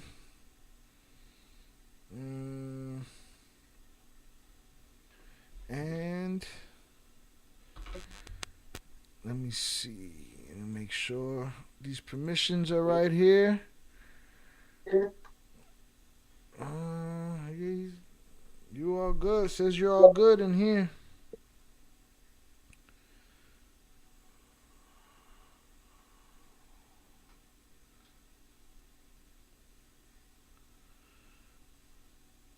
Hold on, y'all. We getting it together over here. Hit that like button. 82 concurrent viewers, 34 likes. It's shameful for the stories the man told you about. gas in the sewer, burning up houses and shit. And we got 34 likes out of 82. Y'all wilding. All right, let's see what we got here. Let's see what we got here. Let me put this back. Boom. It's just me and JC so far. J Flores, where you at? Let me make sure they got permission to come in here. They do have permission to come in here, but neither one of them are in here. Da, da, da, da, da.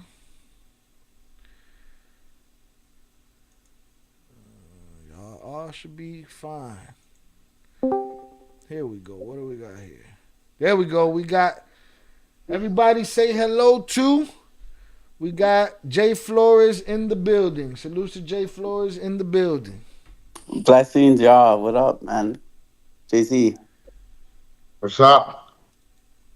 how you doing, bro? What Hey, up? listen, guys. I missed um all of it, but I just want to make sure I made time to just come in and say what's up to you, JC, man, and to Shy. Jay kicking in doors again. Week 2, kicking in Nah, I doors. have to support my Christian brother. I have to support and thank him too. He uh he introduced me to some amazing people. And congratulate him on all his work. He's doing a lot of good things, especially I'm happy for him. I'm not gonna say proud because I feel like when you say someone you're proud of someone, it's like you didn't expect it. And I seen it. I think you're gonna move on to the way bigger things and hopefully continue changing people's lives and touching people's life, right? So man, salutes to you, JC, for all your work, man. Thank you, bro. Thank you. Appreciate it, man. You know I love you. Yeah, for sure. And you know what? Now that we're here, I have to say, I'm gonna jump in for Val since she couldn't be here. Sure. I could already imagine her hearing the stories and her laughing about all the crazy, I have to say, dumb shit that you guys did. I try to listen to some of your videos and I listen to you guys saying, well, we wanted to do everything on our own, so we don't pay no one. And I said, oh shit, that sounds like some failed drug traffickers right there, for real. Cutting corners. Yeah. Yup, cutting corners, man. Um, but yeah, for sure. I really wish you could actually be here and be a part of this. I You know, that's why I give her the credit, man, because like there was so many times where the guys just didn't give me an opportunity, and she always gave me the opportunity. Like she always, I think she just seen something in me. oh yeah, man. I'm gonna tell you for sure. I know she has love for you to this day, and you know that. We spoke, and um, I heard so many stories about you. Good ones, bad ones, funny ones. A lot of funny ones. That's for sure. Uh, but yeah, it's crazy because after all these years, man, we always talk about suffering, right? And even when you think that you've made it through it, some way somehow, um, that past continues to haunt you, and it takes more than just a light switch to change. You know that, right? You see, and I think people don't get that.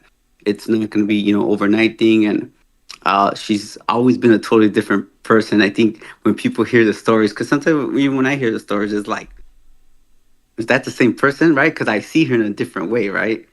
And I think it's hard for people to comprehend, but um, yeah, she's special in many ways for sure, one of a kind.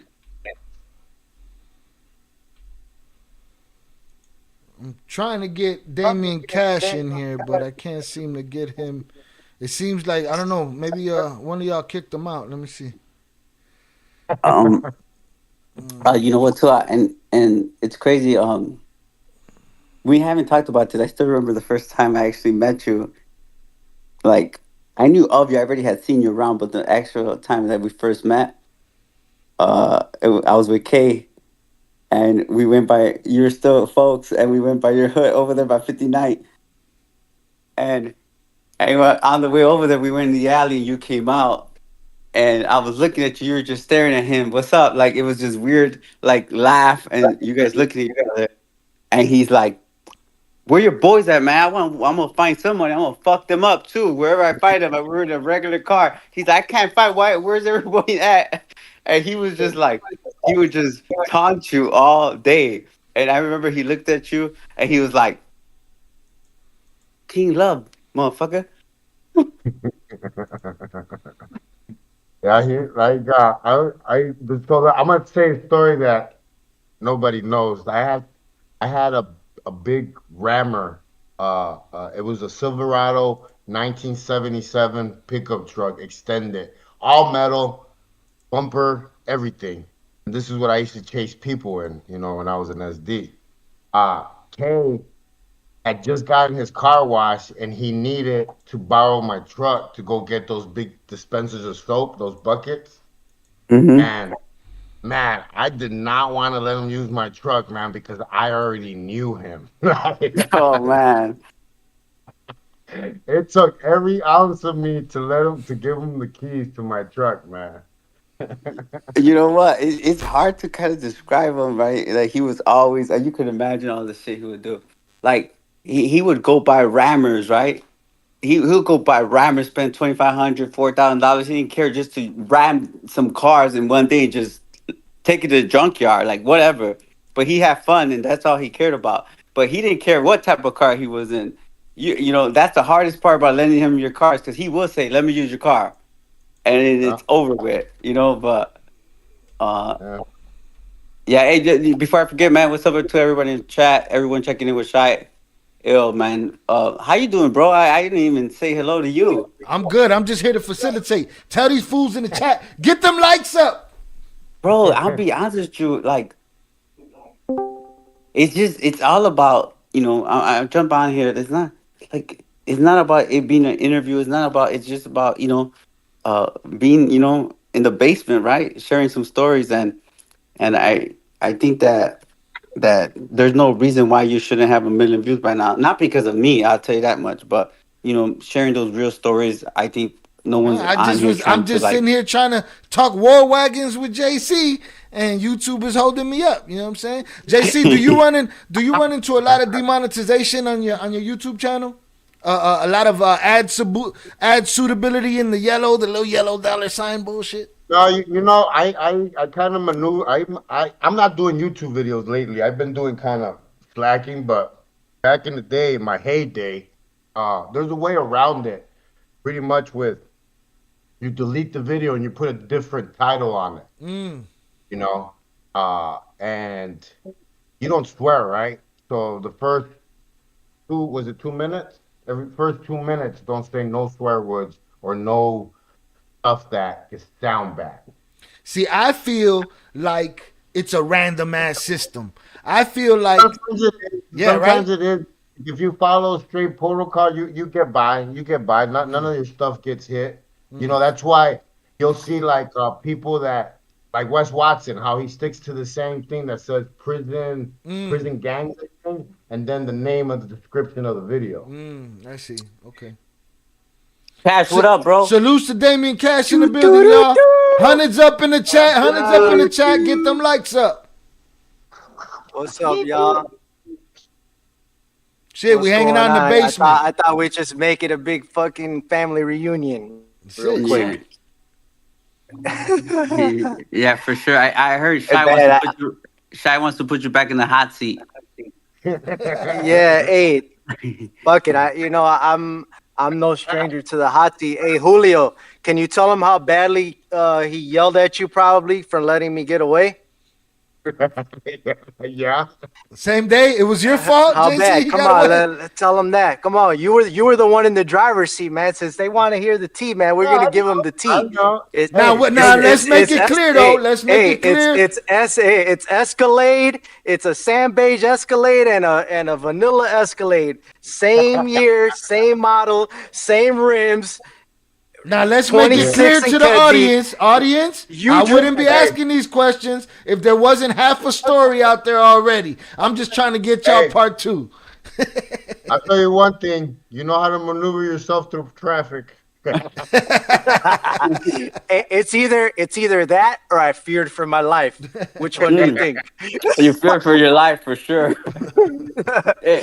Nah, I will say I'm a pretty nifty getaway driver from years of experience, but that was fueled by adrenaline of fear for my life because he had an ability with his words, and correct me if I'm wrong. This is a quote for quote, right? I just want to punch him so hard in his chest that I could feel his heart skip a few beats. Yeah, that's something. All right. Hey, but listen, All right. in saying that, that's all him. But I think, listen, guys, for all those people watching, like, for me, if I ever tell a story about Kato, or I think for anyone, like, we're speaking about someone's life, right? The life he lived, the character he was. It's like it's hard because it's like we're trying to glorify that life anyway, but that was who he was, and I have no doubt in my mind when he was chasing you, Cash, he was out to kill. He wasn't out just because that's how he Man. felt at the moment. At the moment, he didn't care what happened to himself. Yeah, no. Like If you because knew he was him, an you emotional knew, if person. you He knew was an him, emotional if you person. knew him, if you knew him, he loved you in both realms and both aspects. He could love you knowing that, you were the Hey, one that like he formulated punched for him. me. He punched me But on his wedding night. On his oh yeah, wedding for night? sure, for Yeah, he sure, punched me on his for wedding sure. night because I kept on giving DMX coke. I would have punched you Oh, too. yeah. Yeah, but I remember, He got so upset at me. He even I forgot what he told me. Like man. he told me some words that like I'm I gonna had tell never heard you of before. Like he was to disappointed. I have a story. I remember. Um, I was riding by, or he called me or something, and he would hang out at the W, right in front of the W. And I remember pulling up on him, and he was looking down and shit. And I right away thought, oh, Val must have kicked him out the crib or something.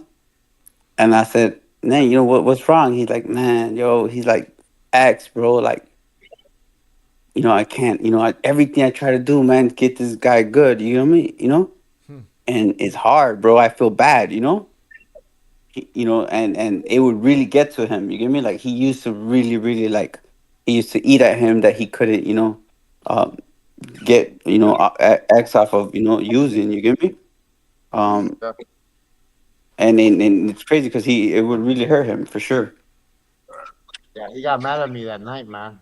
Got mad at me. He was disappointed. He gave you the Man. he gave you the I mommy poppy speech, I the got- disappointment.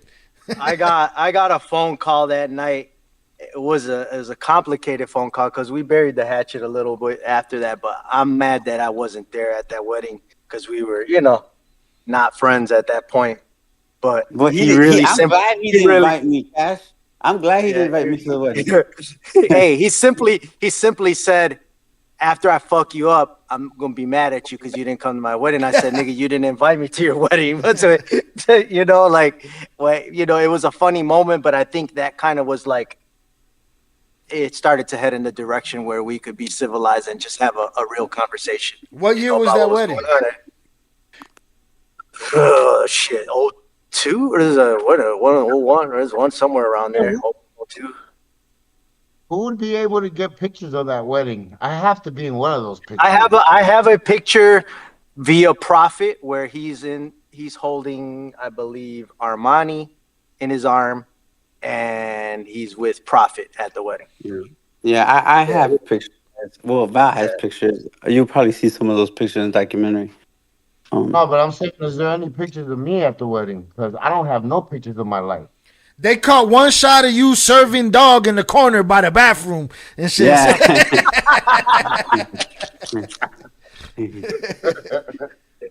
Hey, man,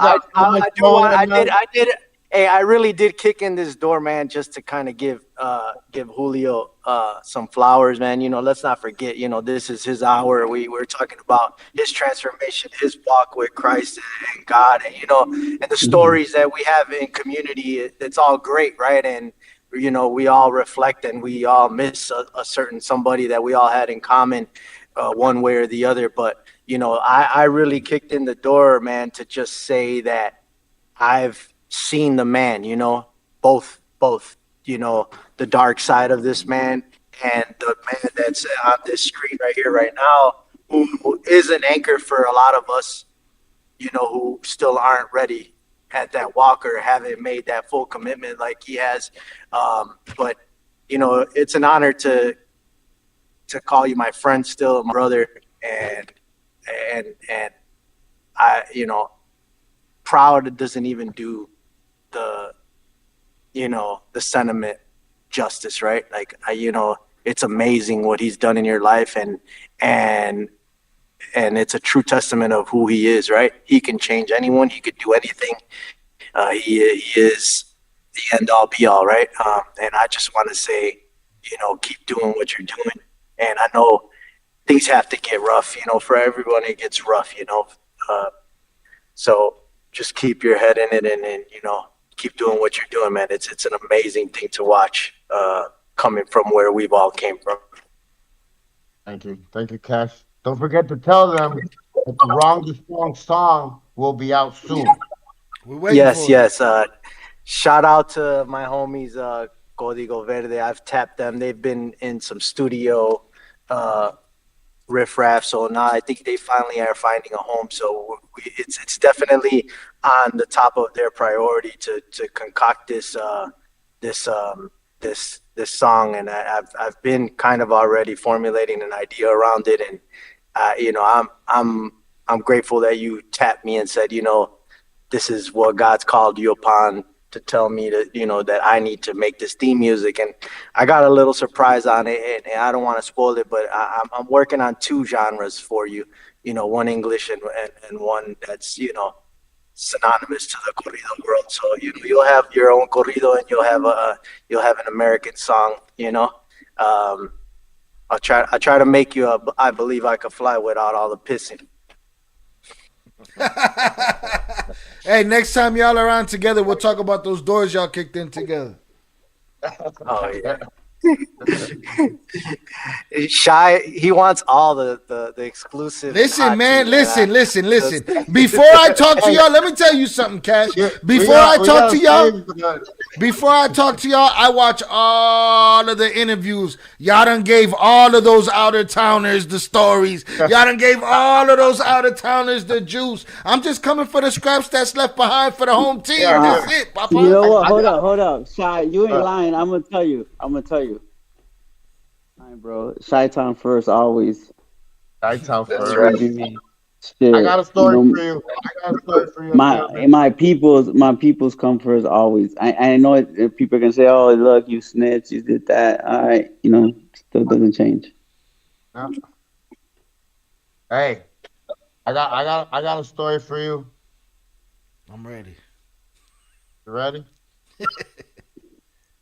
Bedtime? It's bedtime like a motherfucker for JC, boy. It been his bedtime 2 hours ago. We holding him up. Listen, I appreciate He's yawning. He's yawning. Picture this vision, right? Close your eyes, right? It's about 8 o'clock at night. It's cold outside. For some reason, Cash lives on the fourth or fifth floor. It's pretty high. It's 8 o'clock in the morning. 8 o'clock at night. It's cold, and I got about 8 big black garbage bags full of pails, and just full. And I'm trying to bring them up to the top. I'm trying to be discreet. discreet on a metal staircase in the back of a brick building. Not happening with Tim's. I'm hauling the bags up, right? They're ripping as I'm hauling them up. Chunks of green stuff is falling out. And I'm just hauling them up. Once I get them up, I'm like, all right, it's your responsibility now.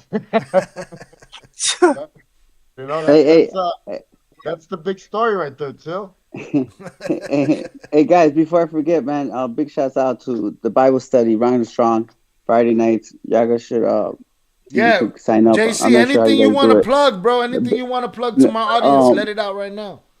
Real quick, Keith, man, God bless you, brother. Pleasure. Thank you. Just shouting out all those people from the Bible study, Ron to Strong. Thanks to Julio and Omar and everyone who put it together. Good for y'all. Thank you, Jay. Anything you Hey, want to Jay, shout out, did JC? hey, did you tell Chill about how I think did you get with Maya or did you just buy her like a T-shirt or a jersey or something? You Hold guys on. talked about that or no? Maya. And he said Jersey. You mean Maya with the Jersey dress on? Oh man. That still look like Maya with the Jersey dress on? Is Hey, that who we talking well, about? listen. I'll be honest with you. I think I'm the one that gave her the jersey dress to begin with. I think to get her Yo. started, but that's a that's a different story. Y'all gonna get me in trouble. Nah. All right. Ain't gonna be none of that hiding. All right, that's cool. Don't worry. I'm gonna ask Val No, next time. listen. Be like, No, Val, tell listen. me about Maya. It's a good story. JC, you remember that I had, we talked about it a few times, but yeah, I had the pleasure to be around Maya a few times. She's a really nice woman for sure. Listen, if Um, anybody got Maya's contact info right now, holla at your boy. And she like fit uh, me. Hey, shout out to Chill, who's Maya's big brother, who oh yeah, plugged for all sure. that up. Big deal. He's home now. He's home now, off a long awaited. Shout out to Chill. That's one of the homies. You know Chill. what's crazy? We're talking for those who don't know who Maya is. At that time, Maya was everything for sure. She's part of, she Oh was on one of my favorite songs ever with JC.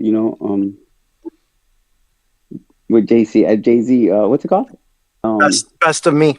Best of Me. I remember Yeah. being in love with her, so it was a great opportunity for me.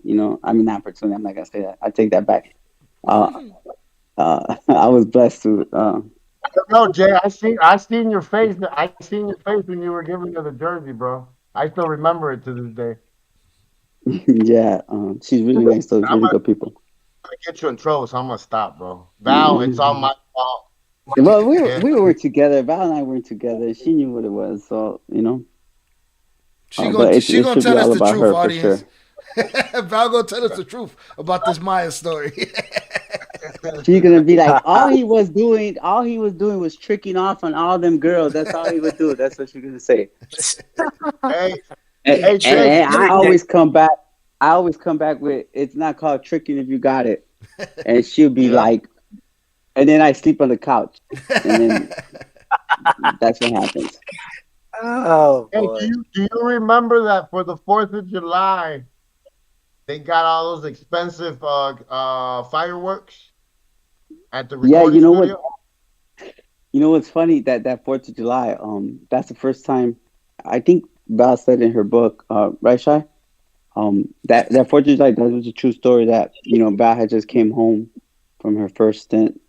I hadn't seen her, and I had stopped by the chocolate factory, and they were having a big old barbecue out there.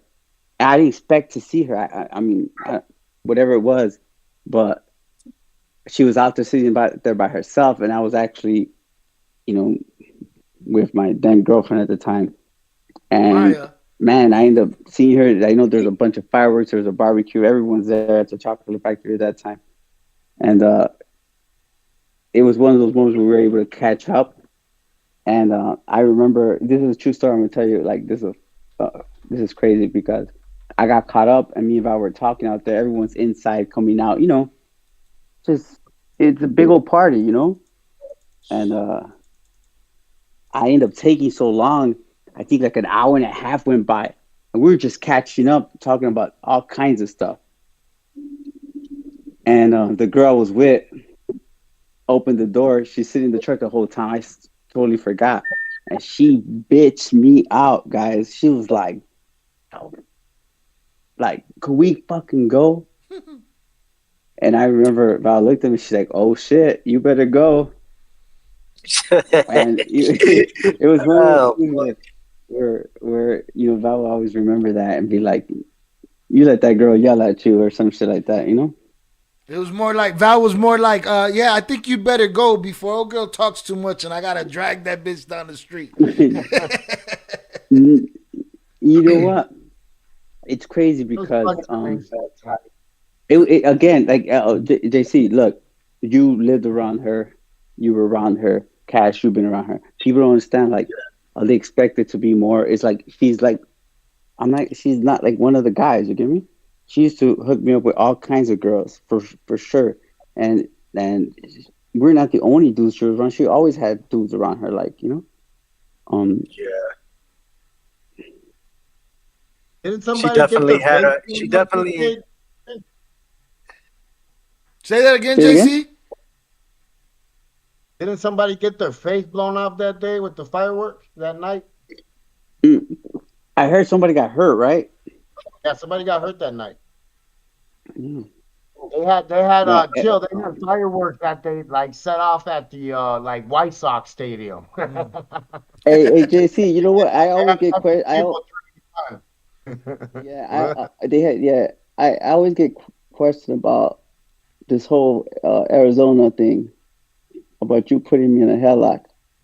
Oh, You so headlock let's Jay? let's, And clar- let's clarify that. So listen, do you? listen. Listen. Just to be clear, like, it's funny because that day I still remember that week. It was another Fortress of July, right? It was that Yeah, week. yeah. I think, You man, there was, you remember you came down here with Val also, yeah. like I, six of I, the I guys. yeah, I was in LA and I remember Val calling me and she was like, she called me and I was like, man, I'm in LA. And she's like, man, just come down. Everyone's here. And I was like, man, I had been in LA for a couple of weeks. And I said, man, she said, just jump on the plane. It's half hour. I end up saying, all right, I'll go for the weekend. And that weekend, I think it was Swiss, right? Everyone had got on the quads, and JC, you were there, and I remember you and I tell everybody the headlight sounds a little bit rough. I do remember you coming and hugging me, and I was like, bro, get off me, like, what you doing?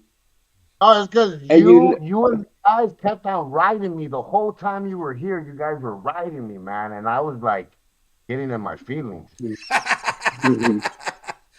Remember I I was remember. throwing guys, I was throwing Corona bottles at them. Like we were supposedly playing. I was hurt. I was in my feelings.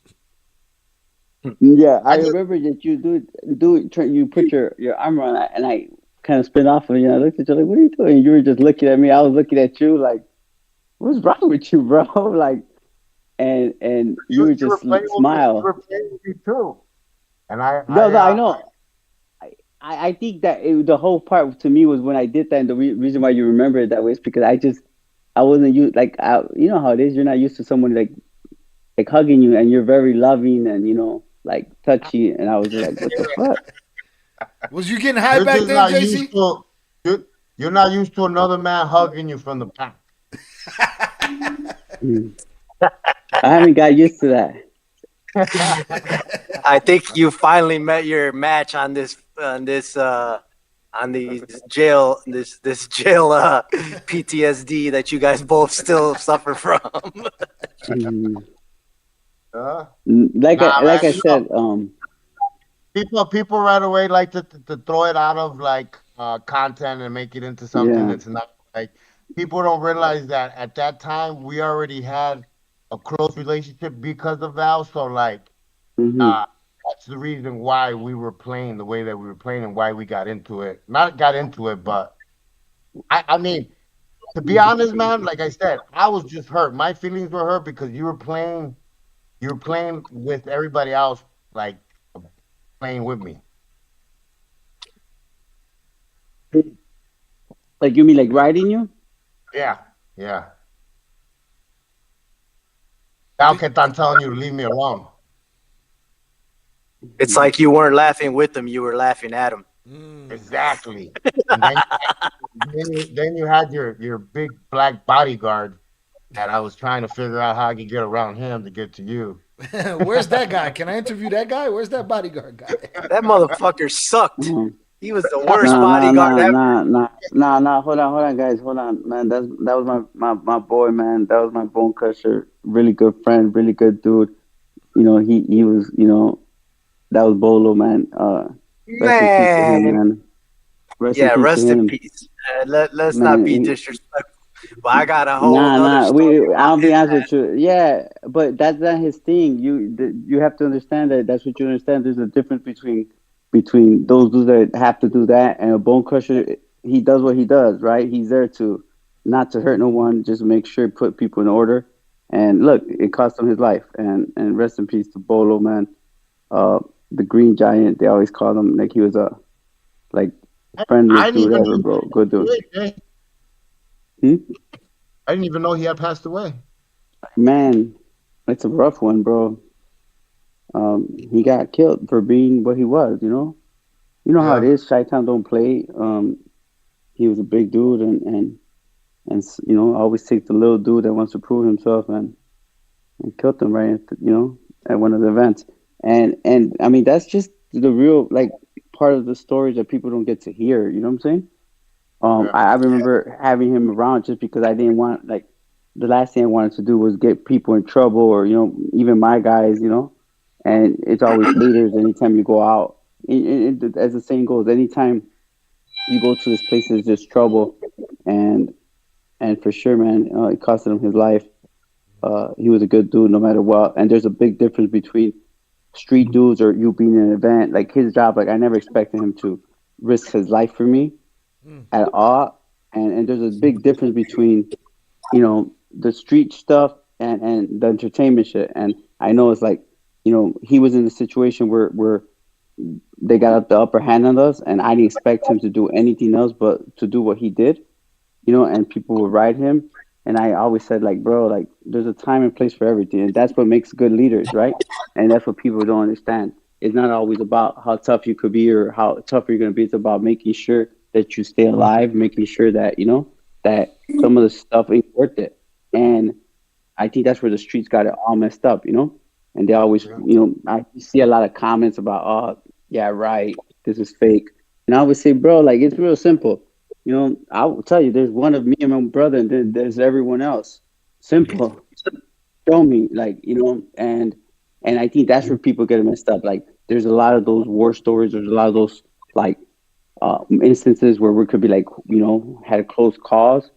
I'm sure for JC and for everyone who was in that part of those environments.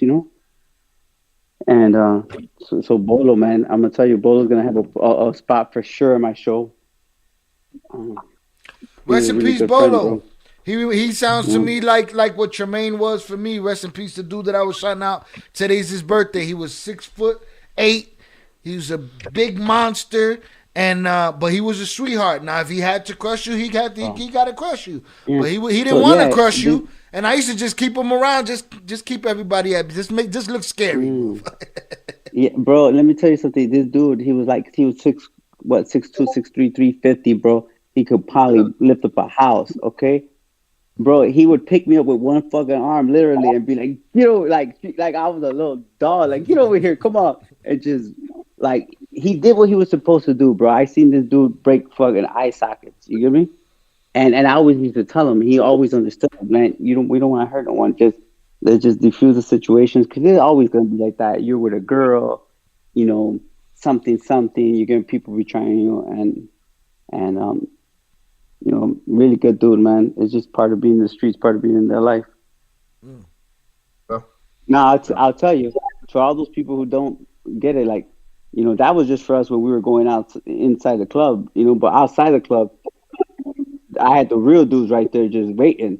And still look at all the stuff that happened to us. You're never Yeah. going to be, prepared. It's always going to be, when they plan it. And there's always going to be some dudes who want it more than you want it. Absolutely. And I tell you, what's crazy? I could give a consulting to all these rappers.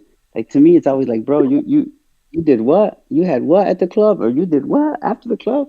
Like all that money, and you can't pay an armed guard. You can't like. It's Rappers crazy don't to me. listen till they get smoked. Yep. Or get robbed, and it You know. costs them more. Well, I appreciate you AKA, guys. Listen, I don't want to. I don't want. AKA Young Buck. Huh? right? AKA I said Young Buck. AKA. That's a whole story in itself, y'all. If y'all haven't noticed, we've come to the conclusion of the G Unit Chain saga. It's over with. Y'all can go watch the video. I don't want to hold up JC any longer. It's like 1:00 in the morning for him right now. And we've done too much. I appreciate you, my brother. Anything that I can do that has to do with helping the youth or anything, you let me know and I'm with it. You know what I'm saying? Salute Surround the Strong Chicago. I support that as well. Whatever you guys need, you just let me know. You can reach out. The next time any of you guys want to have one of these, chill sessions where everybody just kicks the bobos together like this, and this is therapy as well as you know what I'm saying, love. So, I'm here again. I'm never here to disrespect nobody. I'm never here to put nobody on the spot. I'm here to get them stories. I'm here to get, what my audience wants to know. I'm not here to sandbag nobody. You know what I'm saying? So, JC, I appreciate you for being here and giving us your time. I thank you very much. Yeah, Thank you for having me. Everybody, Pete, We thank Damian Cash and Jay Flores for making their appearances. We missing P. Shout out to P. Again, P always gives a salute to your walk, JC, and he's watching what you're doing. Let me get a shout out to Pete, man, because I don't get to talk to him too much. Pete, hey, thank you, man, for everything. I love you, bro. I hope I can talk to you soon, bro, and I'll see you on the Bible study. Yeah. Hey, man, for real. Hey, JC, man, thank you for everything, man. God bless you. I really hope that you continue to touch people's lives and understand, like, Shy is big. I'm always about it's just hard. Like, when people come to your channel, you're going to see two, sides of it. You listen to a story and it sounds like, like real street. People could be like, oh, you snitch and this and that. But man, it's real life. And I think that, to share these stories and to share like our testimony and think where we came from, and that always has to be done. It has to be through Jesus Christ, right? And I go to the Bible study, man. JC introduced me to some great mentors that I appreciate. Like, man, John Humphreys especially, man, he's been a blessing. And for all those people who are a part of the Bible study, that always saying prayers for Val and for me and the whole family. Like, man, I'm thankful and grateful that for all of you, and God bless you, JC, in your journey for sure. Keep doing what you're doing. Hey, Chill, do you mind if I close us off with a prayer? Oh, go right ahead. And I just want you to know, what you're doing matters, bro. Just know that what you're doing matters. Thank you, bro. For sure. Thank you. Do your thing. All right. Father God, thank you for this moment. Thank you for the work that's being done on all parts. Just thank you for these men now. Thank you for giving us the strength and the wisdom to be able to share our story. Thank you for this new heart. I just ask that you keep guiding us, you protect us, and you just keep helping us to be able to share the truth, Lord, to help and impact these young men. We are in a time where we need strong males to stand up, Lord, and teach these young men how to be strong men of God. I ask all this in the name of Jesus. Amen. Amen. Amen. Appreciate it, man. You have a good night. JC, consider yourself free to go whenever you're ready to go. Salutes to Wifey for being patient with us. I appreciate you. And again, you guys are always welcome back whenever. Hey, big shouts out to Wifey, Bethany Savage, man. She's there. She's your partner doing it with you, man, for all your work, your prison work and all that. God bless both of you, man. And for putting up with you too, man. The real VIP, Beth. Real VIP. Beth Savage. Yeah, tell her she don't wanna come on and say hi. Yeah, man. Thanks her for putting up with you, for her patience with you, man. That says a lot, JC. We all know that we all come with some type of a struggle, and it's not easy loving people like us. So big shouts out to her. Thank you for letting us borrow him for a little while today. The real VIP in all of this, and I've seen her be not. I saw your post earlier, man. It's a true testament of love, man, and it's like to see that unwavering love that she's had for you and how instrumental she's been in your growth, man. That's only been what any man could ask for, man, from a woman. She's a true work of art, man. God bless her. Yeah. Sean Ray, man. God bless you. See you. JC, I'll be hitting you up for the diet plan, bro. I'm gonna hit you up for the diet plan. I'm looking to be a different dude by next winter, Papa. I'm gonna have one of those pictures. You could do it. That's what we need to do. We need to make sure we do a day where it's just Shy and getting him in shape, getting them big roles. You know, he might be able to play me. You get me in the Hey, show. no shit.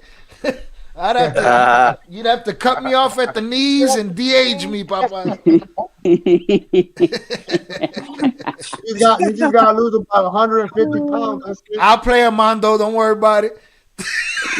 I saw pictures of him. I ain't gotta lose nothing. We gotta get you in shape. We gotta get you in shape. Nah, my brother looking slim right now, so he's doing good. But we gotta get you in shape regardless. No, I'm Still. good. I'm gonna be all right. It ain't gonna happen tonight. Tonight we drink to the deceased. I'll holler at y'all. All right, man. All right, have a good night, JC. I appreciate you. Damien Cash, thank you, sir. I appreciate you. Jay, always, as always, my brother. Yeah, God bless, bro. Thank you, right? Salute to you. You have a good night. You too, man. Thanks All right. a good night to everyone in the chat, man. Hit those likes, share the channel. Blessings. Yes, let's get it. Let's get this moving. I appreciate you. Have a good night. All right, y'all. We did it. We did a 2-hour stream. We had some special guests in the building that popped up. And I appreciate y'all for being here. So give yourselves a round of applause. Let's get them likes up. We lost a couple of viewers already, but we 63 concurrent viewers, 56 likes. Let's match them up. Again, I appreciate you guys for being here. Shout out Jonathan Pantoja with the $5 super chat. Salute Shael, JC, Damien Cash, Jay, and Pete for blessing us in the chat. I appreciate you, Jonathan. Thank you for being here, sir. Thank you, Sean Ray. Blessings to you too. Appreciate y'all. JP the Ghost says Shael, another banger. I do not know what went down in the chat today. I couldn't really pay attention to the chat today, but I will be going through it in the near future. So shout out DJ 20s, JP the Ghost, Philly 500 pounds, Sean Ray 323G, Perfecto J77. I see y'all. We hung out today. It was a good little vibe. We had a good time, and I appreciate y'all. I don't have nobody lined up for next week. There were a couple of things that we were kind of looking at, but they didn't fall through, and it doesn't make us or break us. We got other opportunities to get things done this week. You'll probably get more lives out of me, and we got a couple of things to catch up on. We got the Crenshaw interview with Jay Flores. He's a congressman, the guy with the eye patch. So we got to go through that. There's a couple of things we got to go over. You know what I'm saying? Shout out Chief Keith in the chat. Keith Gerber, those are my Ronald Strong boys. Salutes to you, Keith. Appreciate you. Popeye the Stoner Man just subscribed on YouTube. Salutes to all the new subscribers. I appreciate y'all for being here. We kicked it. Don't forget, y'all, that we have, hold on, let me get this. Don't forget we have a merch store for those that haven't seen the new Usual Suspect gear. We got the Usual Suspect jump off. And there you have it. Usual Suspects. That's just one of our logos that we'll be having up for now. Usual Suspect logos. We got those on hats, mugs, whatever. Different color combinations. This is a sponsor of the show. Is our merch store. Boom, we got our El Cartel gear right here. Salutes to Popeye the Stoner Man. Appreciate you. So boom, we got some stuff going on. Make sure y'all go check out the shop. I'll drop a link in the chat. I should have done it when everybody was here, but we go with the flow around here. We're not stuck to any one thing at any moment. Things evolve around here. Again, it was an interview with one person that became an interview with 3 people. And that's just how things happen around here, and we are always prepared for them, all right? So when you see me distracted on the phone, I'm trying to get somebody in the live chat, or I'm trying to get somebody a code for this, that, or the other. So we're good. Pay attention. Here we go. I'm gonna drop the link for the Ill Shop in the chat. There it is. Boom, make sure y'all do that. Please hit the like button on the way out. I appreciate y'all for being here. We had a great time. I appreciate everybody that showed up. You guys are the best chat in the game, the Usual Suspects, the little channel that could, the little channel that wish you would. It's been a week since our last live stream. We came back with Avengers. We got some good stuff. We can't tell the whole story in an hour's time, 2 hours time. We got a couple of stories out the man. We got some banter between him and some old friends. They cleared up some things about headlocks, and we got some stories to tell. So I'll cut this up, put it out on the channel. I appreciate everybody for their engagement in my channel. Please go find something that you haven't watched on my channel and give it a watch. There's plenty of playlists. I'll put those playlists also in the chat right now. I got a true crime playlist with about 90 videos in it. That's pretty dope. Bow, that's that right there. I got a playlist called The Tragic Death of Zach TV1. If you haven't seen that, go check that out. And we have the Surviving El Chapo podcast playlist. All right, my reaction to that. This is what started this channel. So make sure you check that out. And we have Cartel Wives right here. Cartel Wives.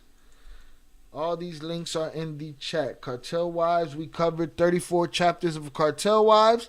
And we also have the Discord invite. This link right here is an invite to our personal server for this channel, where we hang out and we talk about these things. And for those that have yet to see the first Flores Twins live stream, boom, there's that for you too. Drop those in the chat. Again, I appreciate y'all, man. Y'all have been the best to me. Today, I'm going to have a couple of drinks with my brother Old Soul and my brother Chaz. And I'm going to have a drink. I'm going to smoke on something. I'm going to chill out. We did big things in February on this channel, and I appreciate y'all. Y'all were here with me every step of the way, and I thank you guys for it. Again, go watch something that you haven't watched. Support this channel any which way that you can. I thank you to the donators. You guys are a blessing. I'm trying to figure out how to make some kind of tier system to where I can give back and give back to the donors and make things happen. But again, to the usual suspects, I salute you. To all the newbies, I salute you. I thank you guys for being here. We did good. We did good. There's a couple of things I want to line up, and we'll line up in the future. The invite to the Discord is, I'm gonna pin it to the top. 20s. Boom! I pinned it to the top of the chat. Shail Reacts Discord invite right there. Boom. JP the Ghost said, from telling their story to having them in the live is crazy. It's crazy, ain't it? Salute Chucky Chingong. I appreciate you. But yeah, it's how it went down. From reacting to their story and telling everybody where my opinion lied on the things that they were doing. And now they've been on the show multiple times. We missing out on P. I like getting P by itself though, because when me and P talk and it's just by itself, like the first interview that we had, we get to the gusto. You know what I'm saying? So I appreciate Pete. Even though he hasn't been here these last 2 times, I appreciate him 100%. I appreciate it. Oh, he's talking about the drinks in the living room. You're more than welcome, DJ 20s, but the drinks going to be in my living room today, bro. You know what I'm saying? The drinks going to be in my living room. Well, you're more than welcome. You got the line. Hit it up. But again, and any sneakerheads in the house, I'm going to be moving over to, I believe, Sneaker Scandals. Hold on. Let me ask real quick. For those that are, okay, they're getting out of there. We're gonna go Sneaker Scandals. So let me go to Sneaker Scandals and get a link for Sneaker Scandals. We're gonna get liquored up in there and check out the homies have a battle. My homie Top's gonna have a battle against El Dorado Kid 215. They're gonna have a sneaker battle tonight. It's just something to watch. Let me give y'all the link to the channel. This is for the homie Zaya. Boom, right here.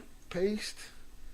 Sneaker Scandals. Go and subscribe to there. In the next 20-30 minutes, there should be a sneaker battle going on that channel. Tell them Shail sent you. And that's where I'll be in a bit. I'll be in that chat over there clowning around. Again, the Discord invite is in there. We'll see y'all in there. Let me find something to play on the way out. What can we play on the way out? Let's see. I think I want to go. Oh, there was something. What was it? Something popped up and I said, Let me see. Because I don't want to get hit with no copyrights for samples and none of that. But I want to play something dope, so let me see what pops up right here. Appreciate you, Chief Keef. He said, great live today. I say great audience. Great guests that were willing to tell their sides of the story. And I appreciate it. Let's see what I could find right here. Ooh. Oh, yeah. Wait a minute. That was a thing. It was on Bandcamp, though. Hold on.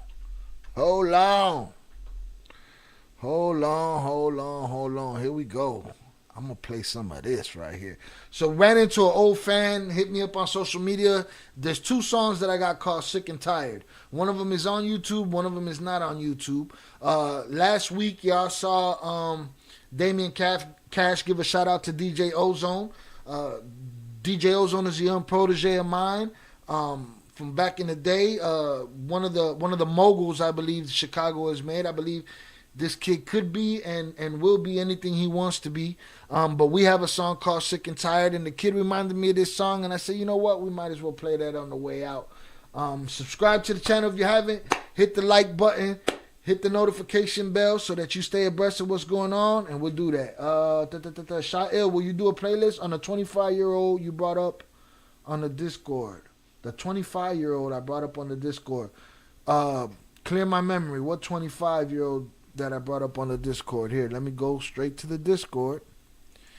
And see what the hell I said about a 25-year-old. Let's see. Fill me in, Jonathan. Fill me in. Hey, Shy, you were born with musical talent, or did you have to learn how to write bars the way you do? I will tell you this. I was born with no talent that I know of. I feel like I had to learn everything. And same as this, what I'm doing right now. Same as acting, same as rapping, same as whatever. I wasn't born with any type of natural ability, or everybody thinks that they got musical talent in their blood. Now my family is just loaded with it. There's a lot of it, you know what I'm saying? So I'm sure DNA has something to do with it, but I tell you this, I had to learn everything I did, and it's stuff that anybody can learn. Remember that. So you can learn how to do anything, and I'm not done learning. So I appreciate it. Oh, Jonathan Pantoja's talking about Chuy Montana. I wanna do a breakdown and see what happened with that kid's life. He was not 25 years old, Jonathan. He was 19 years old. He was 19 years old. They took his life. It all sounds funny. The kid was brilliant. He was a genius. So I do want to cover that soon too. So we'll be getting back into the regular lives next week. I had to slow things down as far as doing live streams just to get these interviews out to you. But we've done that. We're going to keep booking people. We're going to keep getting different people. You know what I'm saying? People that have to do with the story, people that don't, hopefully down the line we'll get Finnegan's Take back. We'll get the show back, because that's in that might be in the works, that I'll be able to do a reaction to Finnegan's Take, and hopefully get him on the line in the future. So, we're going to try to do all of these things. And I'm going to just keep mashing. But again, I learned how to do everything I do. Nothing came natural. So please understand that you're capable of learning, and don't stunt your children. Don't stunt your children from learning. Oh, that's too much. You think a 5-year-old's going to remember that? Yes. Yes. Do not put your limitations on your children. Please, I beg of you. Don't do that. It's nasty. It's dirty. But again, I got this joint here. This is me and Ozone. It's called Sick and Tired. And I figure we go out with this. Again, thank you guys. Rest in peace, Chuy Montana. Rest in peace, Tremaine. Rest in peace, Bolo. Salutes to everybody for being here. I appreciate you guys. Y'all have a great night. And, I'll see y'all very, very, very, very soon. Very soon.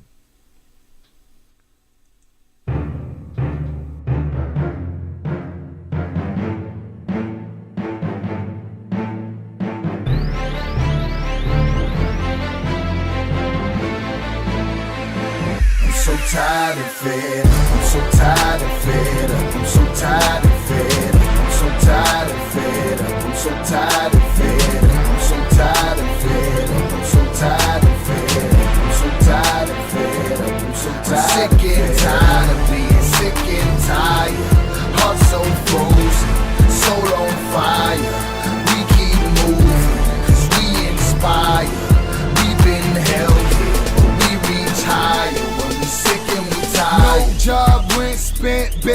mama tripping, right?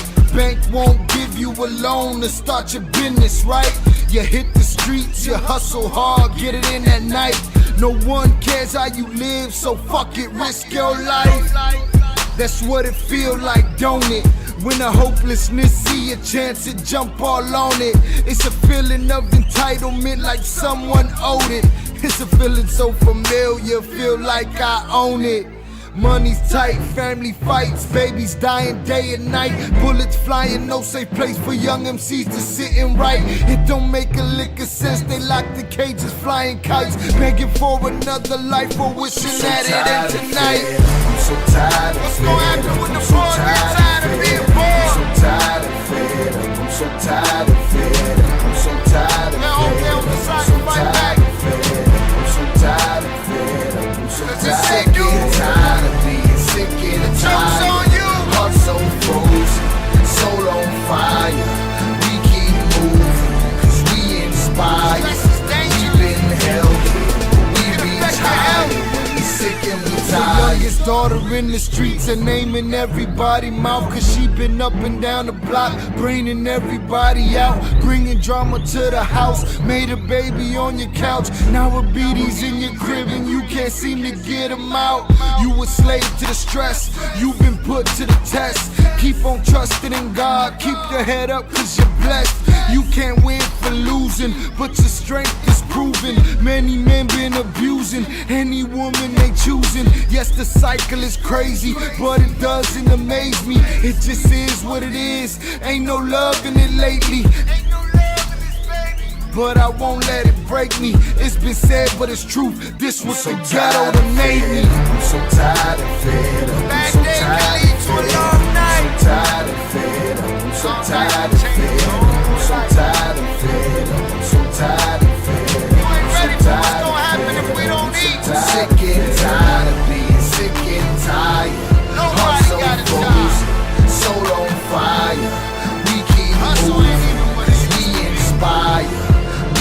Held here, but we reach higher when we sick and we tired. Sick of all the senselessness, tired of all the lies. Sick of all the scripted reality placed before our eyes. I'm sick of waiting, get tired of hating, or else you die. This a growing sentiment in my city, it's shy, oh my. The poor will be ignored no more. You pushed us to the edge, so we wage war. Into the streets, I hope you're listening. This call to arms shouldn't be ignored, cause the only ones in caskets and graves are you and yours. I know what it's like, kid, come see it for yourself. Instead of telling these kids they worth is measured by their wealth. You talking so much, you drowning out their cries for help. I know they pain's real, cause little David hung himself. I'm so tired of fed up. I'm so tired of fed up. I'm so tired of fed up. Your baby's at